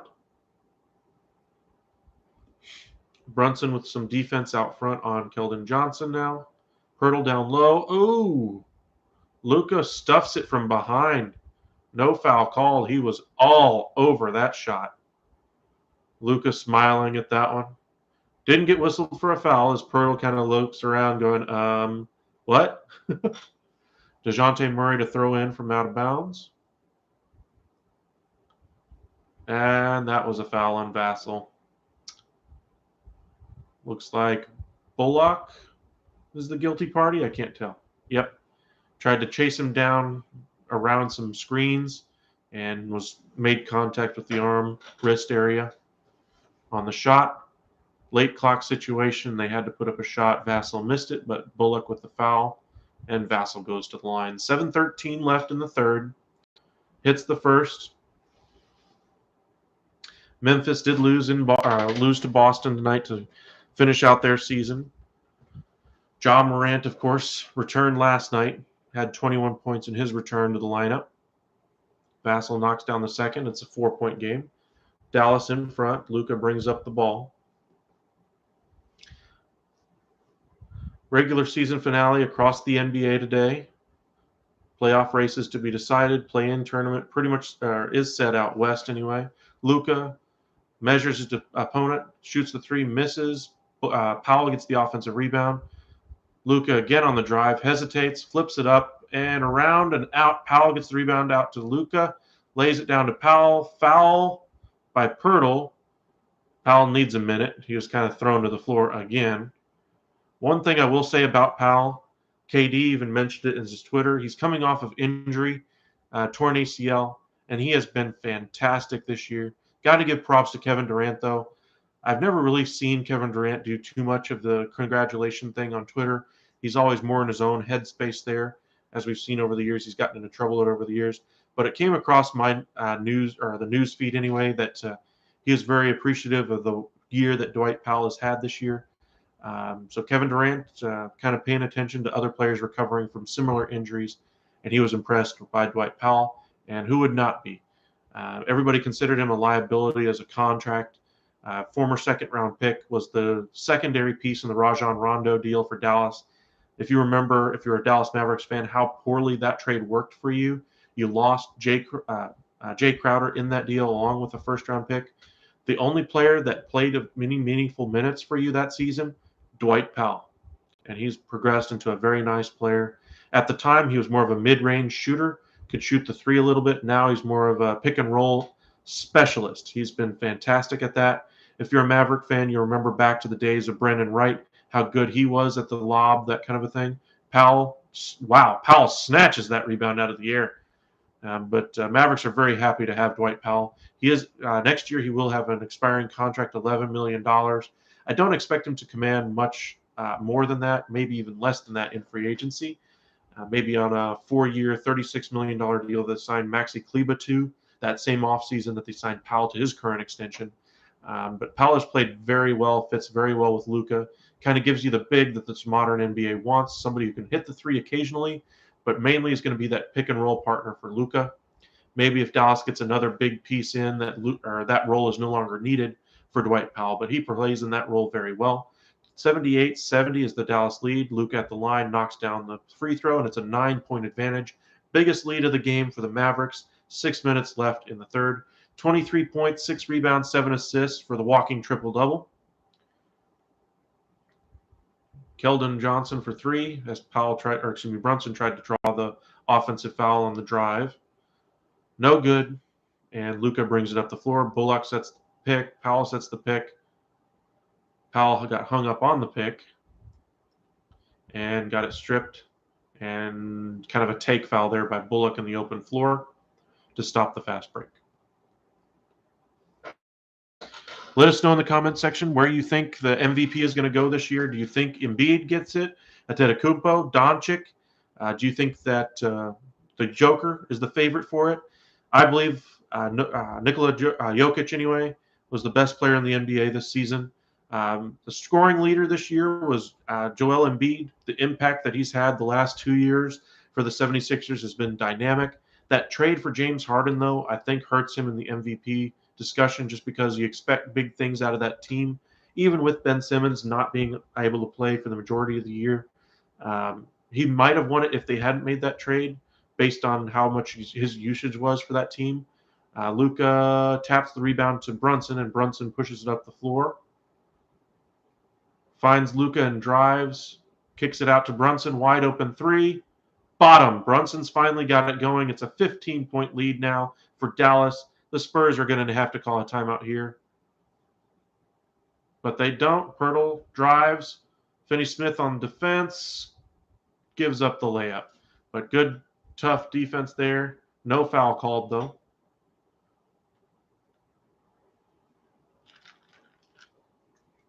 Luka shakes up his defender, shoots the 3. Misses really badly on that one. Luka fouls Kendall Johnson on the other side. What do you mean I fouled him, says Luka. I went straight up. Yeah, I'd rather commit the foul. You're up by 15 or 13 anyway. You'll remember that he did get a technical foul against the Pistons, or excuse me, against the Trailblazers when they were up by 30 points. They ended up winning the game by 50. So he does have a tendency to kind of play the same way even when they're up or down. Jalen Brunson has kind of evened the game well, but is now evened his lineup. He's now 6 for 12 in the game. Finally finding the stroke late in the second quarter and here early in the third. 4 minutes, 35 seconds left to go. 12-point lead for Dallas as Keldon Johnson hits both free throws, makes an 11-point game. 4 minutes, 34 seconds left.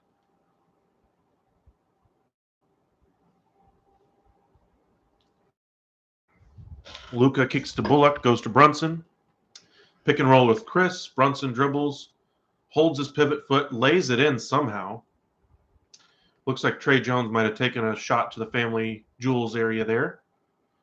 But no worse the wear, though. Given the ball, and of course he's fine. Pirtle with the ball at the top. Vassell off a dribble drive, kicks it over, flips it around at the top of the key. Bates Diop, no good. I think it's Bates Diop. I can't tell from here. But Brunson brings up the ball. Doncic from deep 3-point range, jab step, and buries it. That was a deep three by Luka. 16-point lead now for Dallas as they try to stretch their advantage, as they've kind of poured it on here in the third. Luka somehow stays in front of Johnson. Oh, what a horrible pass, though.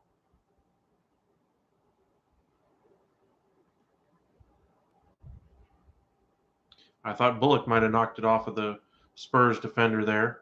They may get a review depending on if Kidd thinks it's worth the challenge at this point of the game. And it looks like we might have a challenge here. I can't tell if they're going into timeout or not. They're kind of milling. Nope. They're just going to let it go. Trey Jones at the top, defended by Dinwiddie, who came in for Brunson there. And Jones is good. Dinwiddie passes it back to Luka to bring up the floor. Mavs up by 14. Luka at the top. Bad pass down low.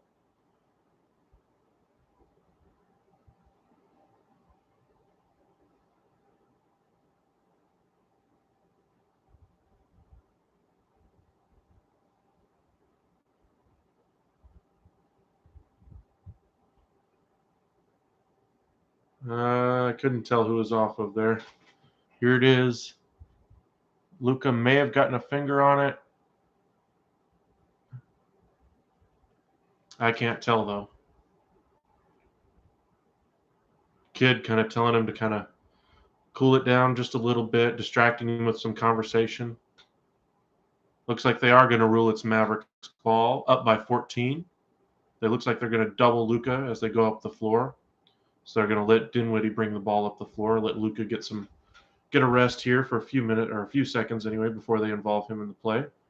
Dinwiddie on the dribble drive flips it to Finney-Smith, who drives, lays it up. Bates Diop unable to stop him. Finney-Smith has just been awesome in this game. Talk about a hard worker, undrafted free agent, worked for everything he's got in this league. If you follow basketball at all, look into his story, see what kind of a player he is. He called his mom when he did get the contract anyway. Luka coming up injured there a little bit, it looks like, kind of trying to stomp it out on his foot. Still injured there, it looks like. This might be a little bit more serious. We'll take a look at what happened here. They don't show the replay. But Dallas up 94-76, 18-point lead for Dallas. Dorian Finney-Smith with a great game today. Flipping it over to the Warriors and Pelicans, it's now a 25-point advantage for the Warriors, 83-58. Both Warriors and Dallas seem to be taking care of business, so it looks like Warriors will finish 3 and Dallas will finish 4. McCollum has played 6 minutes in this game today. I wonder if he went out of the game injured anyway. We shall see. Just haven't been watching this game too closely, but it looks like he may have been injured.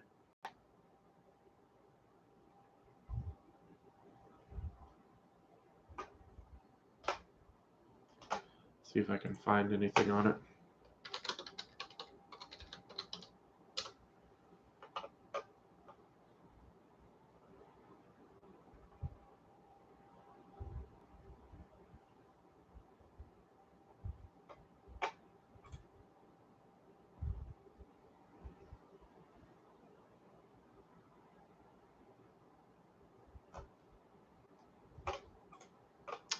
Doesn't look like there's any news on it anyway.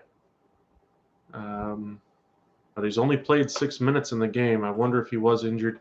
But he's probably the only piece that has any offensive effectiveness for the Pelicans, and he's not out there on the floor.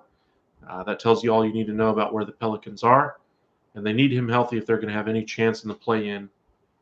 So maybe they're just being cautious. But who knows? Maybe he is injured, maybe he's not, but he's not in the game. That's all I know. Now, getting back to the Mavericks, they're going to be probably the 4th seed out west.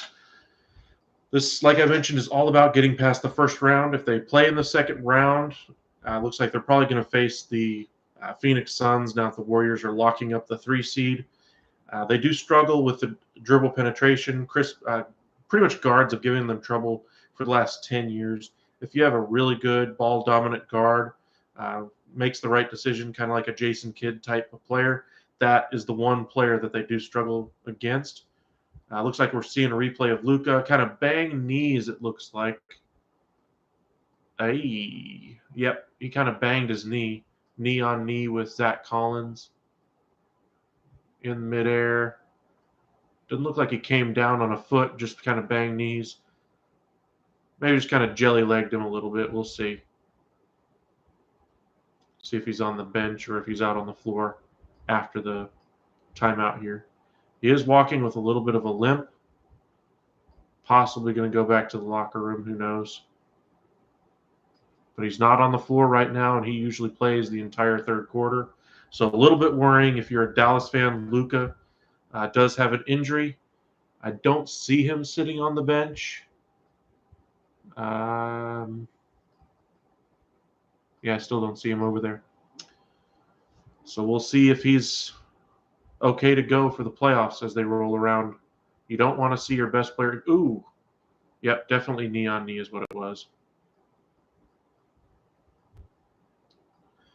So if you're a Maverick fan, kind of the worst news of the night is if Luka does have any type of injury that nags him into the postseason.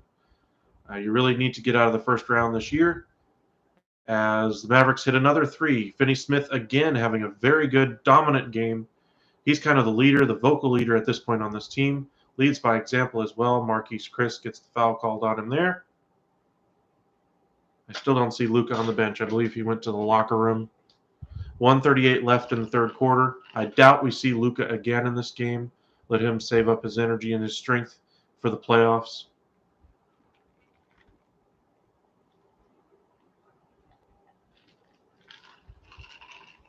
(97-77) Dallas in front.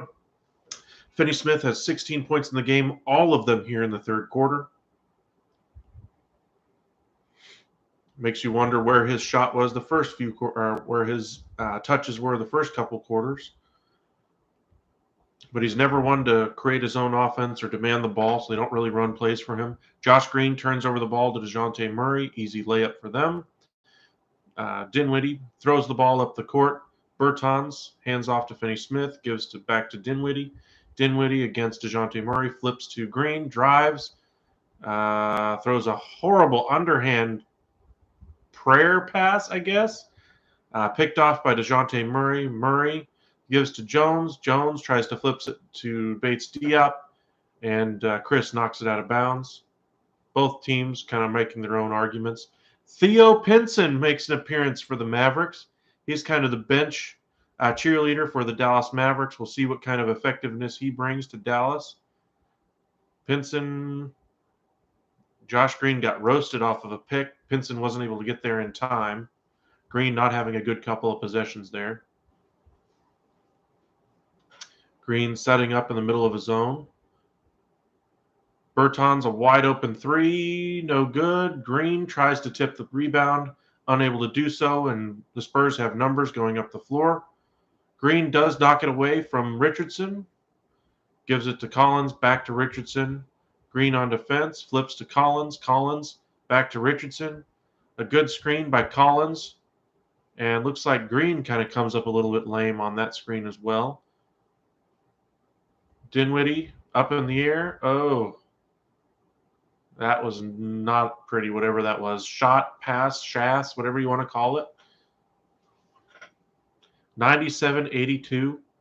Mavericks in front by 15. 5 seconds left in the quarter. Pinson covering DeJounte Murray. No good.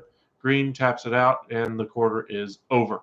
15-point lead for the Mavericks, but as I mentioned, this is all about Luka Doncic getting healthy at this point, making sure that his injury is nothing serious. And, of course, the Warriors have looked like they've already locked up that 3 seed with the Pelicans. C.J. McCollum looks like he may have been injured for the Pelicans. So injuries piling up here tonight in the 2 marquee games of the night that we were looking at.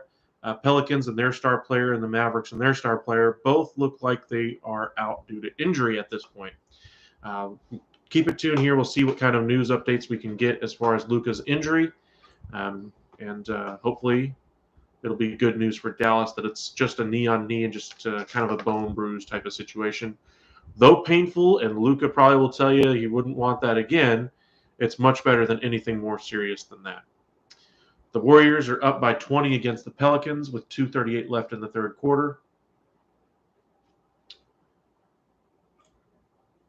Just going to check in on the Red Sox-Yankees game today.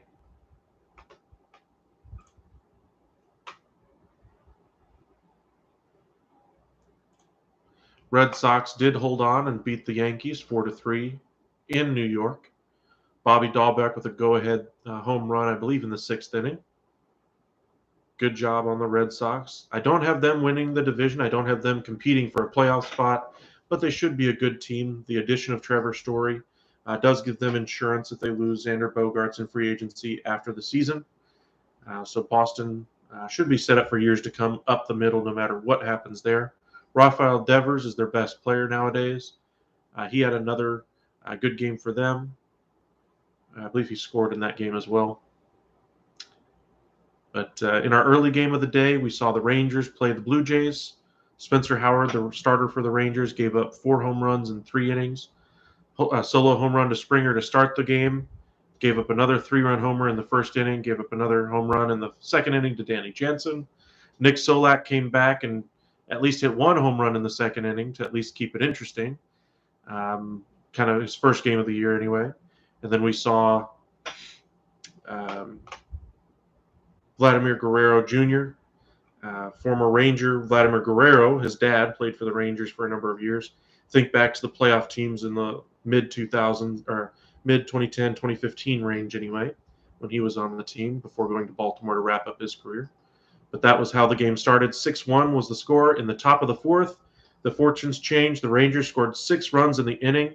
However, Ryu, the starter for Toronto, was injured during that half inning as well, taking a ground ball off the shin and had to be pulled from the game. Brad Miller hit the game-tying double up the middle, and then Corey Seager with a one-handed swing hit the ball the opposite way, and it fell in left field to take a 7-6 lead, allowing the former pitch hitter who took over in that 4th inning with Ryu, the lefty, coming out of the game. He took over for Eli White and got that game-tying double and then scored the go-ahead run. The Rangers would score another couple runs in the 5th, taking a 9-6 lead, and they ended up stretching it out to 12-6 and ended up taking it.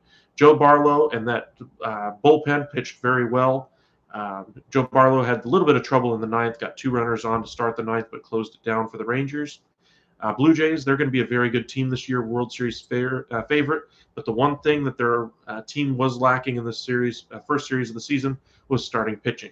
Barrios was pulled in the first inning of his first start with the Blue Jays anyway, and then we saw the Rangers kind of pull away here as the game wore on.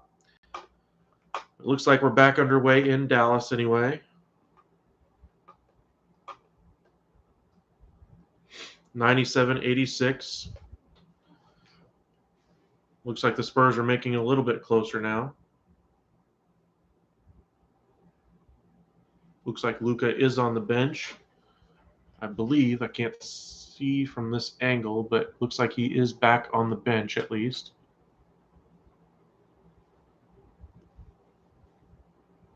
Theo Pinson still out on the floor. I don't expect Luka to enter this game again, no matter the result. Green down low. Scores on Pirtle. Nice play by Josh Green.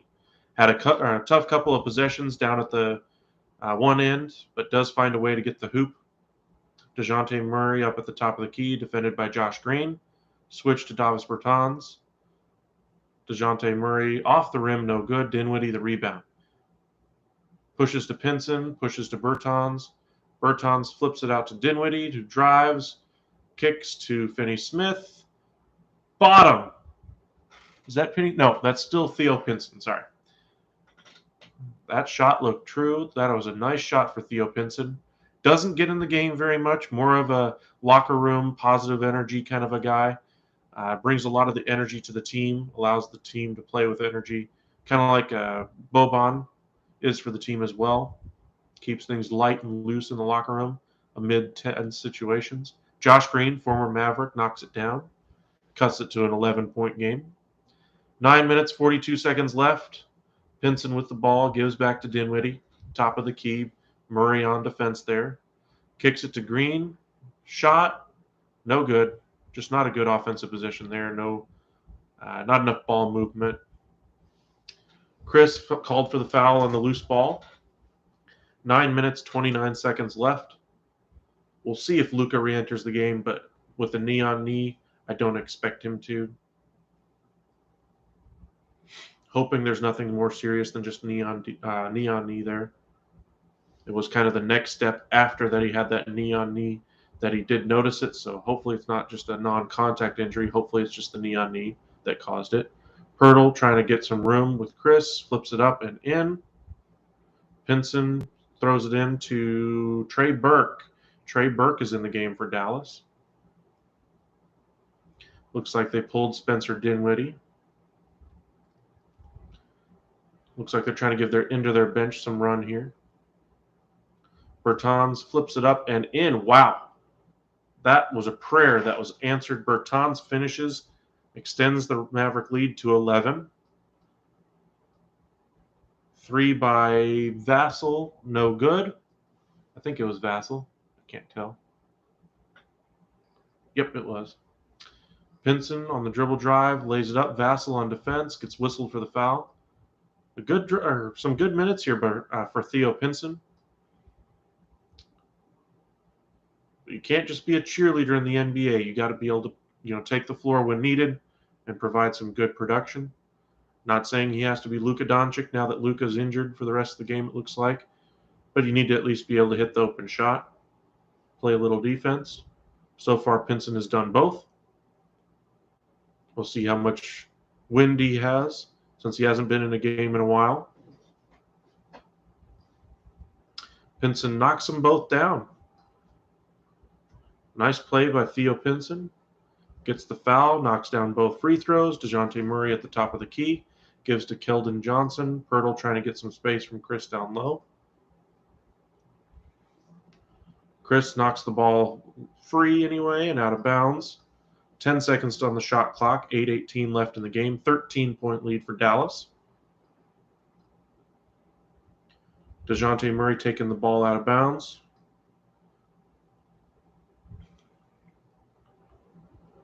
Flips to Pirtle at the top of the key. Gives to Keldon Johnson. Pick. Drive. Layup. Foul. Good. Chris the foul again. Chris has not played great defense in the game. He's not known for his defense. Former number 4 overall pick a few years back.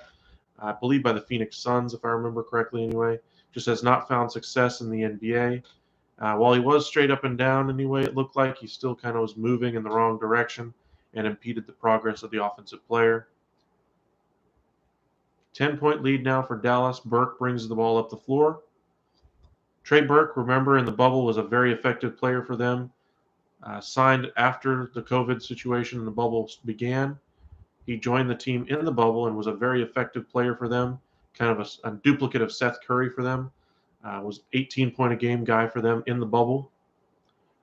Shots in the bubble were shooting percentages in the bubble were much higher as teams were using the same court over and over and over again. You hear about how people are, when shooters are using that same background over and over and over again, they get more comfortable with where they're shooting. That kind of thing for when they're shooting at that rim, they see similar sight lines behind them, allows them to get more comfortable and shoot a little bit better, and we saw that in the bubble. So we'll see if Trey Burke can bring some of that magic that he had in the bubble to the postseason this year for the Mavericks. Timeout now on the floor. San Antonio calls a timeout. Luka again did bang knees. With Zach Collins in the game, he looks like he is going to be out for the game. Remains to be seen how severe the injury was. We'll let you know if we hear anything about how the how the Mavericks star point guard is doing. Let us know in the comment section what you think of the Mavericks, how they played this season. Looks like they've locked up the number 4 seed out west. First time they're going to have a home playoff series since 2011. If you're a Mavericks fan, you'll remember that's the year they won the title with Dirk Nowitzki. Appropriate, seeing as how Dirk is in the audience today.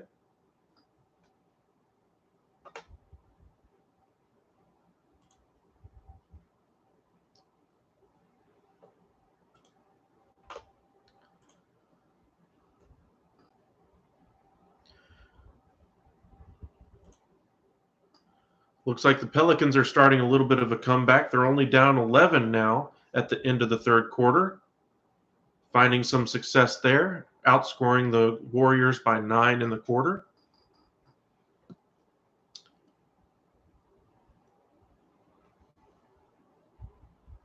Alvarado leads the scorers off the bench with 12. Murphy has 15. And Marshall has 13. For the Warriors anyway. Klay Thompson has 26. Jordan Poole has 22. Kuminga 10. Looks like Wiggins is not playing tonight, nor is Steph Curry.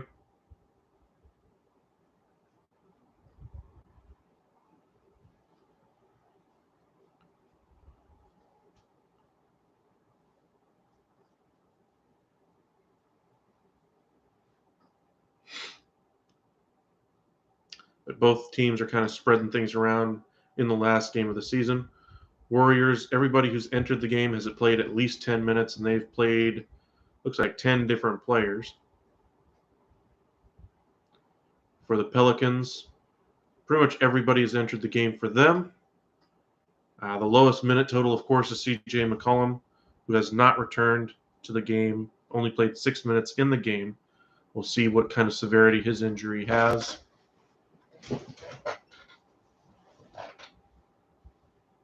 Looks like they took 2 points off the board for some reason on ESPN anyways, where I'm checking the score.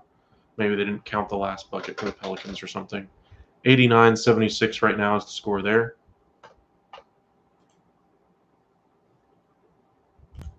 Still in commercial break there. Checking in on the Mavericks game again. Looks like they're back from timeout. 108-98, Dallas has the lead. Wide open three for the Spurs. Boban has entered the game. He only plays very, very infrequently nowadays, basically when they're just trying to ice games out or for rebounding situations late in games or when they need an offensive post presence. 3-point shot by Theo Pinson. Again, the bench is loving it. 10-point lead for Dallas as Pinson reestablishes that double-digit lead. Wide open shot here for Josh Richardson anyway, and buries it. The former Maverick taking out his frustrations on his former team. Trey Burke brings the ball up the floor. Lead is 7 with 6 minutes and 30 seconds left. Boban at the top of the key. Dribble handoff to Trey Burke. Tip in by Chris. Wow, that was a nice tip in. He was kind of being dragged down by a Spurs defender. No whistle, but got the bucket. 9-point game. Keldon Johnson at the top. Wide open three. Bottom. Not good defense there by the Mavericks, but of course we're looking at the very end of the bench right now. Moses Wright has entered the game for Dallas as well. They're playing 3 bigs along with Burke and Pinson. And if you know anything about Dallas, they play nothing but wings and 1 big. Boban down low abuses the smaller defender. Back to a 7 or 8-point advantage now. Keldon Johnson again for 3. Misses that one. Boban actually jumps and gets that rebound. I don't know why he has to because he's 7'6". Or 7'3", excuse me, 7'3". Biggest man on the floor by a mile right now. Double team comes for Boban. He flips it out to the outside for Pinson. A wide open 3. Again, they may have found something in Pinson. He's hot right now for the Dallas Mavericks. I think he's in double figures now. 118-107. Dallas in front by 11. Thanks to Theo Pinson. Keldon Johnson flips to Collins. Back to Keldon Johnson at the top of the key. Flips to the corner. Jones, bottom, hits the three. Back to an 8-point game. Spurs trying to stay close. Pinson fouled, kind of a take foul there so that they could make some lineup changes for the Spurs. But as good as this is, seeing Pinson play well for the Mavericks, they are not going to count on Theo Pinson in postseason. They're going to be counting on Luka Doncic, so all the thoughts from Maverick fans are with him. Hopefully everything is okay for Luka. Trey Burke at the top of the key with a pick and roll with Boban. Flips it up. Nope. Flips it back out to, looks like Theo Pinson, who flips it to Moses Wright, who tries to yam it on Collins. Almost converts it, but the foul on Collins. Woo. That was going to be spicy if that went down. Mavericks young guys getting it done.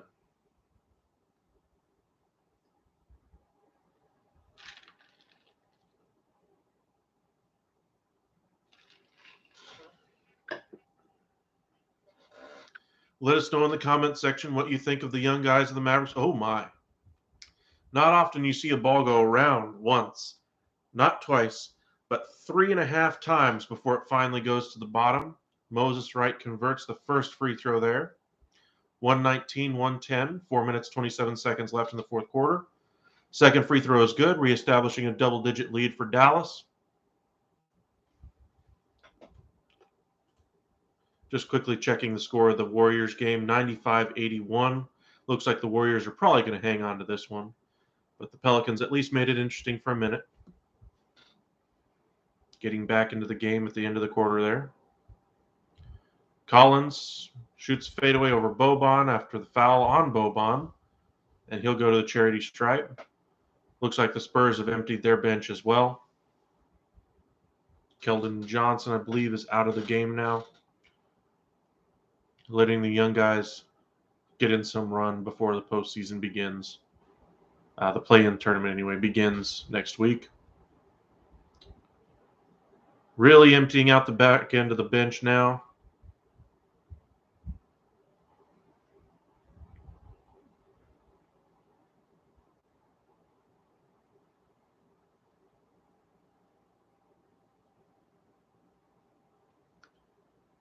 Eight-point lead now for Dallas after the 2 free throws are good. Burke gets a take foul here from Trey Jones. Another substitution for the Spurs as they've emptied their bench. And both teams look to kind of wrap up their season without injury.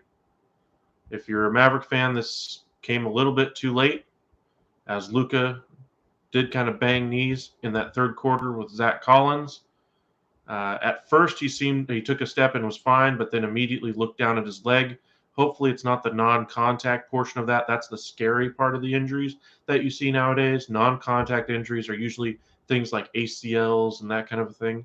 But if you're a Maverick fan or an NBA fan in general, you don't even want to mention those words. You're hoping it's just a knee-on-knee thing, kind of a bone bruise, play through some pain type of situation. Air ball on a 3, turnover. Dallas takes over the possession. 3:37 left, 10-point lead for Dallas. Trey Burke bringing the ball up the floor.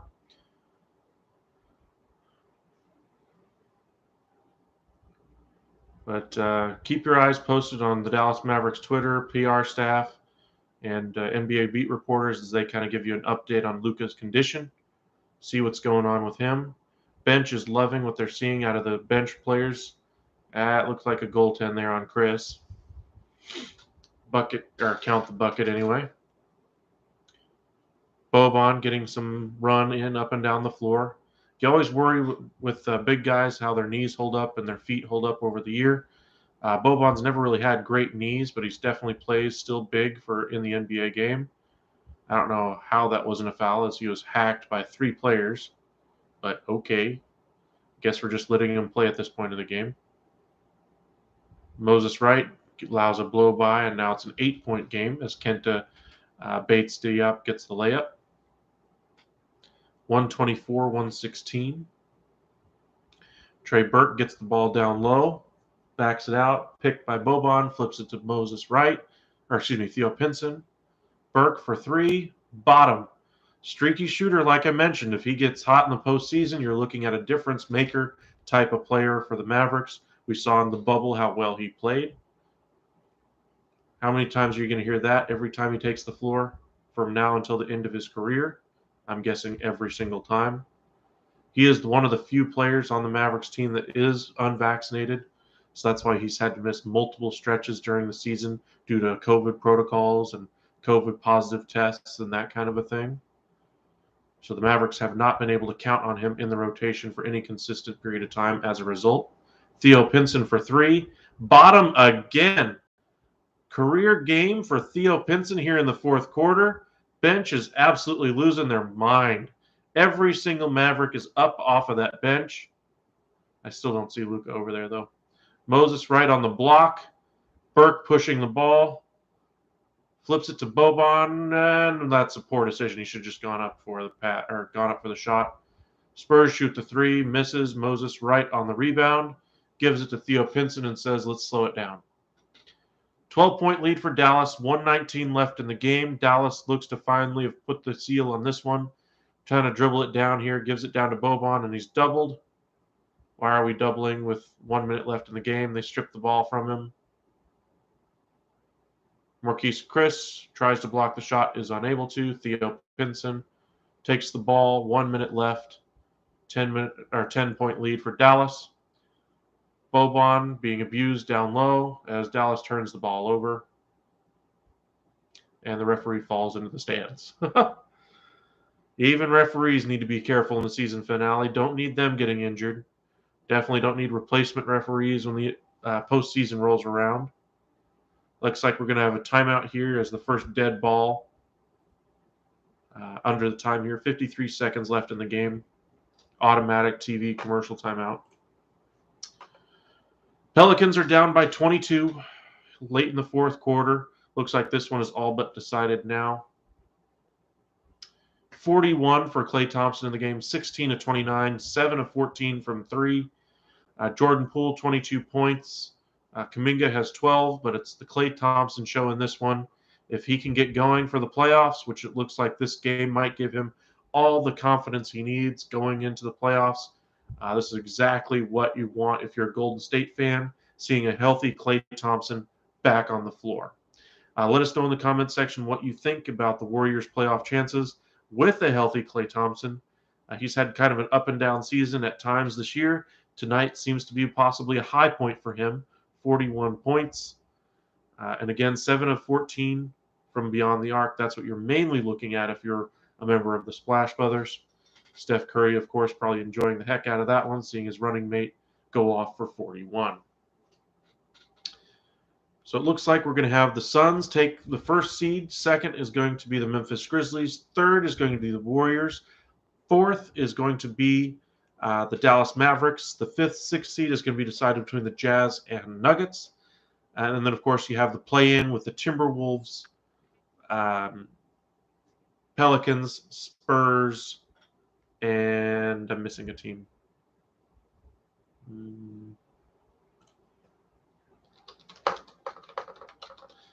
Can't remember off the top of my head. Let me see. I forget who the play-in teams are. Clippers. That was the other one I was thinking of. Sorry. But the Clippers are going to be in that play-in. They'll play the Timberwolves for the right to advance. If they lose that game, they will play the winner of the 9-10 game. But the Lakers are out and will not be advancing to the postseason this year. Looks like both the Jazz and Nuggets are 48 and 33. We'll see how their final game of the season goes. The Jazz kind of stumbled down the stretch here, 3-7 in their last 10. The Nuggets are 6-4 in their last 10. Both played very similarly at home. Jazz played much better on the road, but of course they've hit hard times the last couple weeks. If you're a Mavericks fan, you're probably hoping to face the Jazz. Just in case Jamal Murray and Michael Porter Jr. return for the Nuggets, that's a lot of firepower that the Nuggets did not have all year that they could have returning to their lineup. So you're hoping to possibly play the Jazz. Even though you've struggled in Utah, you seem to match up a lot better with them, assuming you have Luka Doncic healthy. Looks like we're back from timeouts. Dribbling the ball, Trey Burke gives it to Boban for three. Off the rim, no good. Spurs try to push the ball up, and will they dribble out the clock? Looks like it. Trey Jones is going to dribble it at the top of the key. Dallas secures their 52nd win of the year. 10-point victory over the Spurs, who are going to be going into the play-in tournament this year. But if you're a Maverick fan, it's all about Luka Doncic. Is he healthy, and will he be healthy for the entire series? Jason Kidd goes to shake hands with Greg Popovich. Dallas secures at least the 4 seed, possibly the 3 if for some reason the Warriors just absolutely fall apart and do not score the rest of the game.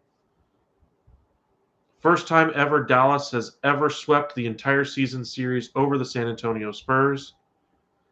You know how much history this rivalry has, the years of Duncan versus Nowitzki, and this is the first time in the history of this entire great rivalry that the Mavericks have ever swept it. Says a lot about the Spurs and where they are as a franchise. A lot of youth on that team, but we'll see if they can get a superstar to kind of complement DeJounte Murray next season. But they'll be in the play-in. We'll see if they can move forward in the play-in. I don't expect it, but maybe they could surprise a team. Popovich is one of the world's best coaches ever, so you can't really count them out until they're actually out. But kind of flipping it back over to the Warriors game. If the Warriors do falter, stay tuned here, and we'll let you know. Right now, Warriors are up by 19 after the Pelicans just hit a 3. Moody brings the ball up the floor. No Klay Thompson on the floor right now. Damian Lee with it at the top of the key. Dribble drive. Kicks it out. Moody fumbles it. Now shoots it. Buries it. 5 minutes left in the game. 21-point advantage for the Warriors. Pelicans get an easy layup but miss. I don't know why he tried it to do it as an Olympic feat. Moody gets the ball down low. Back to Bjelica, back out to Kuminga. Sorry. Bjelica tips it in, and it's a 23-point advantage. This game, like I mentioned previously, is over. Just seems like they got a little fits and spurts every now and again where the Pelicans at least try to look like they have signs of life, but for all intents and purposes, this is over. 23-point advantage. The Pelicans without their first and second and third best and fourth best players on the night tonight. It was going to be a tough task anyway. Derek Favors gets the bucket there. Timeout Warriors. 21-point lead. Kerr wants to talk it over, get some of their veterans out of there, let their young guys in there and get some run. But it looks like the Warriors have locked up the 3 seed in the West. Playoffs are right around the corner. Play-in tournament. The playoffs are going to be after the play-in tournament, so you got to wait for that play-in to finish. But kind of looking at the West, play-in tournament should be very interesting this year. You got the Timberwolves and Clippers in the first game. Winner of that game, I believe, gets the 7 seed. They will play the Memphis Grizzlies, so both teams should play very hard in that game. Neither one of those teams wants to play the Phoenix Suns in the first round. Neither one of them particularly matches up well with the Phoenix Suns, with the exception of maybe the Clippers due to the wing play. If they get back a guy like Kawhi Leonard for the postseason, that would be phenomenal for the Clippers. Do I expect him to be back for the first round? No. Do I expect him to be back for the play-in tournament? No. But if he is, that'd be a nice piece for the Clippers. Paul George is back from injury, and ever since he's come back, they've played better. The Timberwolves are back in the play-in tournament. They want to be in the playoffs. It's been years since they've been a force in the West. They've always had a lot of talent, but never been able to string it together to get enough wins, and that seems to be the problem again. Now, as far as the rest of the teams in this tournament, the Pelicans will play the Spurs in the 9-10 game. Winner of that game will need to win one more game in order to advance to the postseason. If the Spurs win that game, which I expect they will, because I don't expect the Pelicans to have C.J. McCollum if he is injured. They won't have Zion either. Just the Spurs look like they have the more juice, more bounce in their step. I expect them to come out on top. They'll play the loser of the Timberwolves Clippers game. That game will be very interesting to see who comes out. But I still expect Timberwolves and Clippers to be the 7-8 team, depending on whoever wins that first game will depend on who gets who in the postseason. Now, again, Suns are the favorite out west. They're probably the favorite right now in the entire league. They've really not run into any stumbling blocks along the way. But as we've seen, stranger things have happened. It'll be interesting to see where they go from here.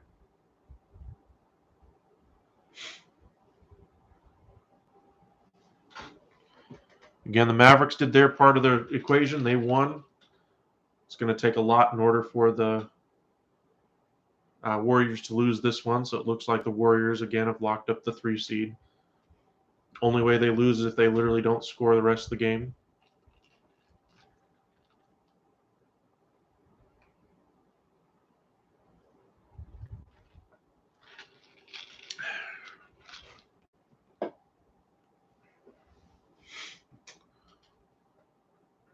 Out east, anyway, just kind of checking on the standings as we kind of go through it. Heat are in the first. They win the first seed, get the first seed anyway. Bucks, Celtics, and 76ers are your 2, 3, 4. Their seasons are all over. Their games have all been completed. Raptors get the 5 seed. They finished the season 48 and 34. Bulls finished 6th. They started out the year like gangbusters, but in the season, in the 6th position, a good progression for them, but they really didn't have the same success that they found early on in the year. Other teams did kind of catch them as the year went along. The one surprise out east anyway is the Brooklyn Nets are in the play-in tournament. They were in the 10 spot about a week ago.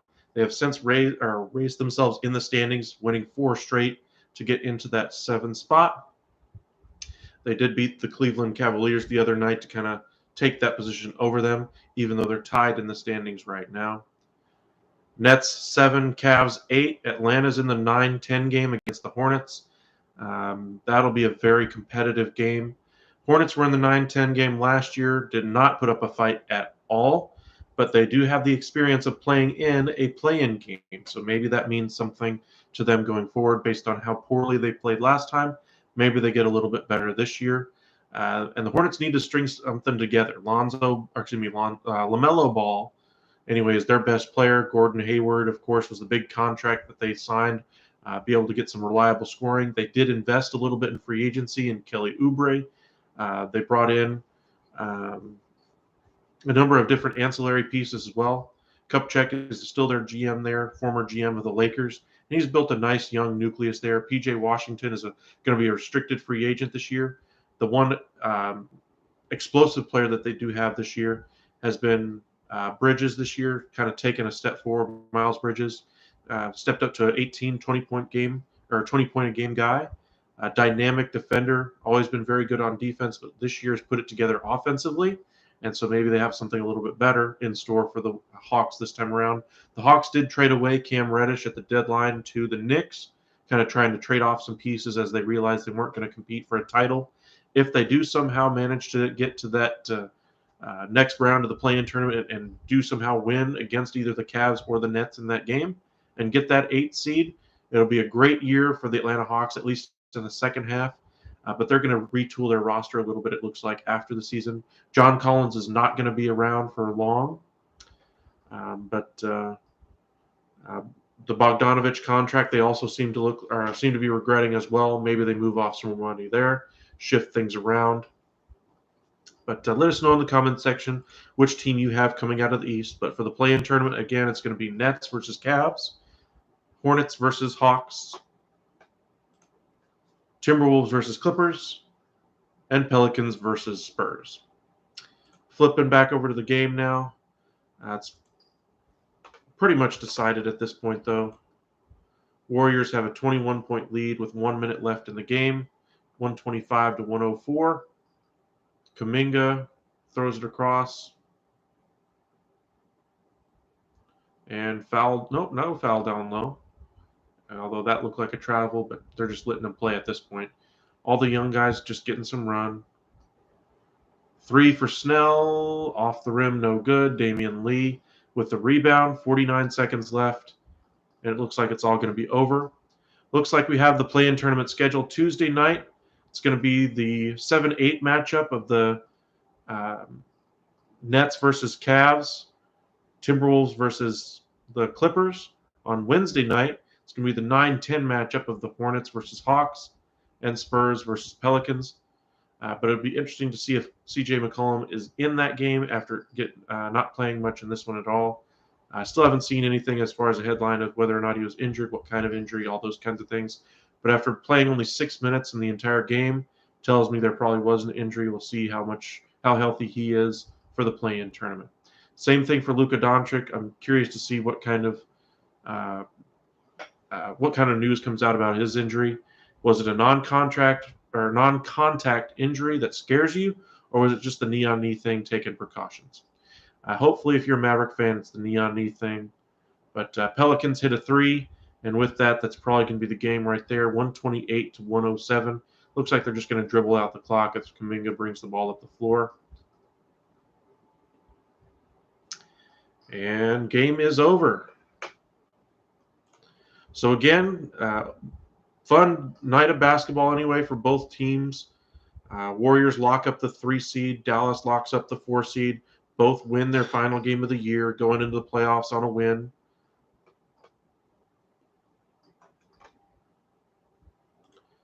Let's check in on the Nuggets and Jazz.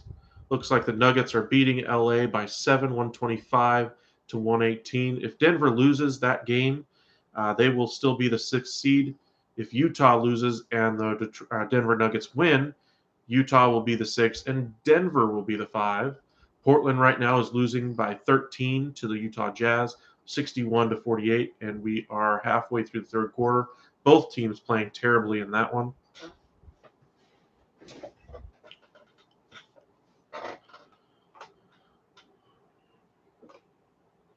Under 4 minutes left in the fourth quarter in Denver. Lakers losing by 7 there. Looks like they're resting all of their veterans and letting their somewhat younger players play. 38 minutes for Stanley Johnson, for instance, instead of Anthony Davis or LeBron being in the lineup. Denver hits the 3, up by 10.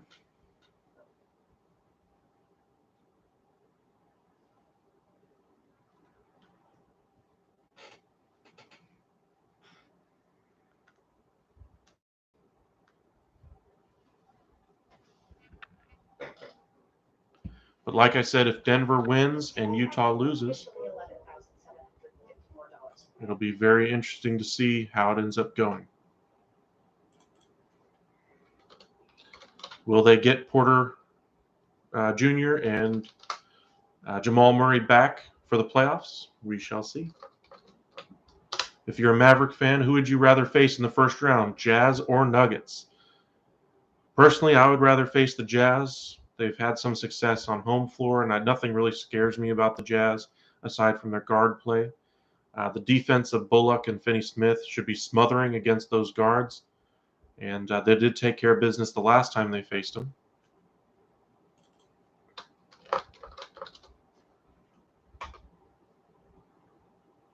Suns are losing against the Kings right now with 7 seconds left in the fourth quarter, so Suns do not look to win their final game of the season. Okay, here we go. Now we have some updated scores. Jazz are up by 100 to 73 in the fourth quarter against the Trailblazers. Nuggets 128 to 118 over the Lakers. Jazz look to lock up that 5 seed. Looks like they're up by 28 right now with 3 minutes left. So it looks like Dallas will face Utah. If you're a Maverick fan, all the way back when the Mavericks first started making the playoffs with during the Dirk Nowitzki era, if you'll remember, it was Calvin Booth with the tip-in win over Karl Malone and John Stockton in the playoffs that year. I think it was a 3-game series back then. And the Mavericks did steal that one with a very young, lanky, skinny-looking Dirk Nowitzki getting his first playoff victory. Dallas, 24 years later, will again face the Utah Jazz in the postseason. Jazz do not have Karl Malone and John Stockton. They now have Rudy Gobert and Donovan Mitchell.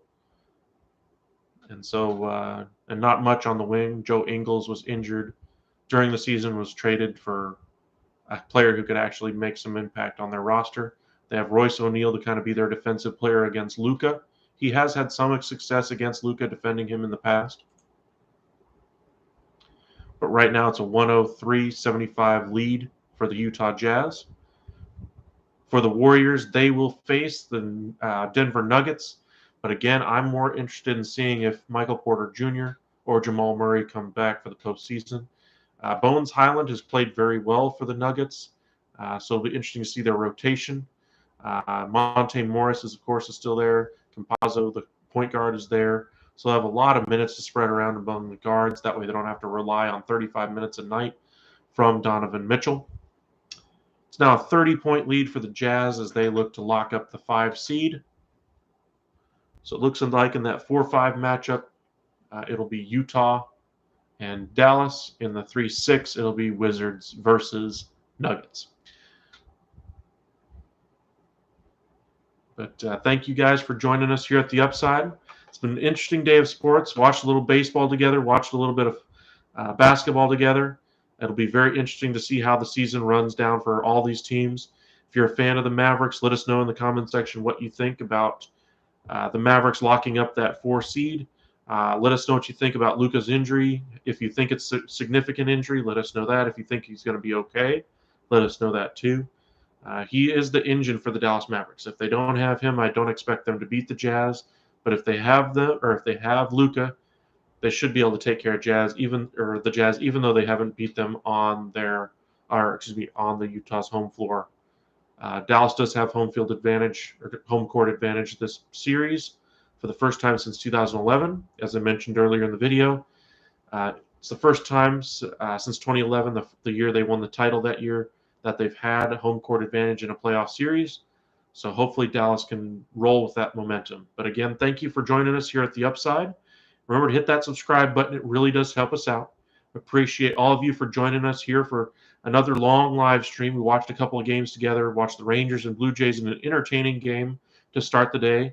Opening day weekend happened, and now we have the finale of the basketball season tonight with the Jazz locking up the 5 spot, Nuggets locking up the 6 spot, the Warriors locking up the 3, and Mavs taking the 4 spot.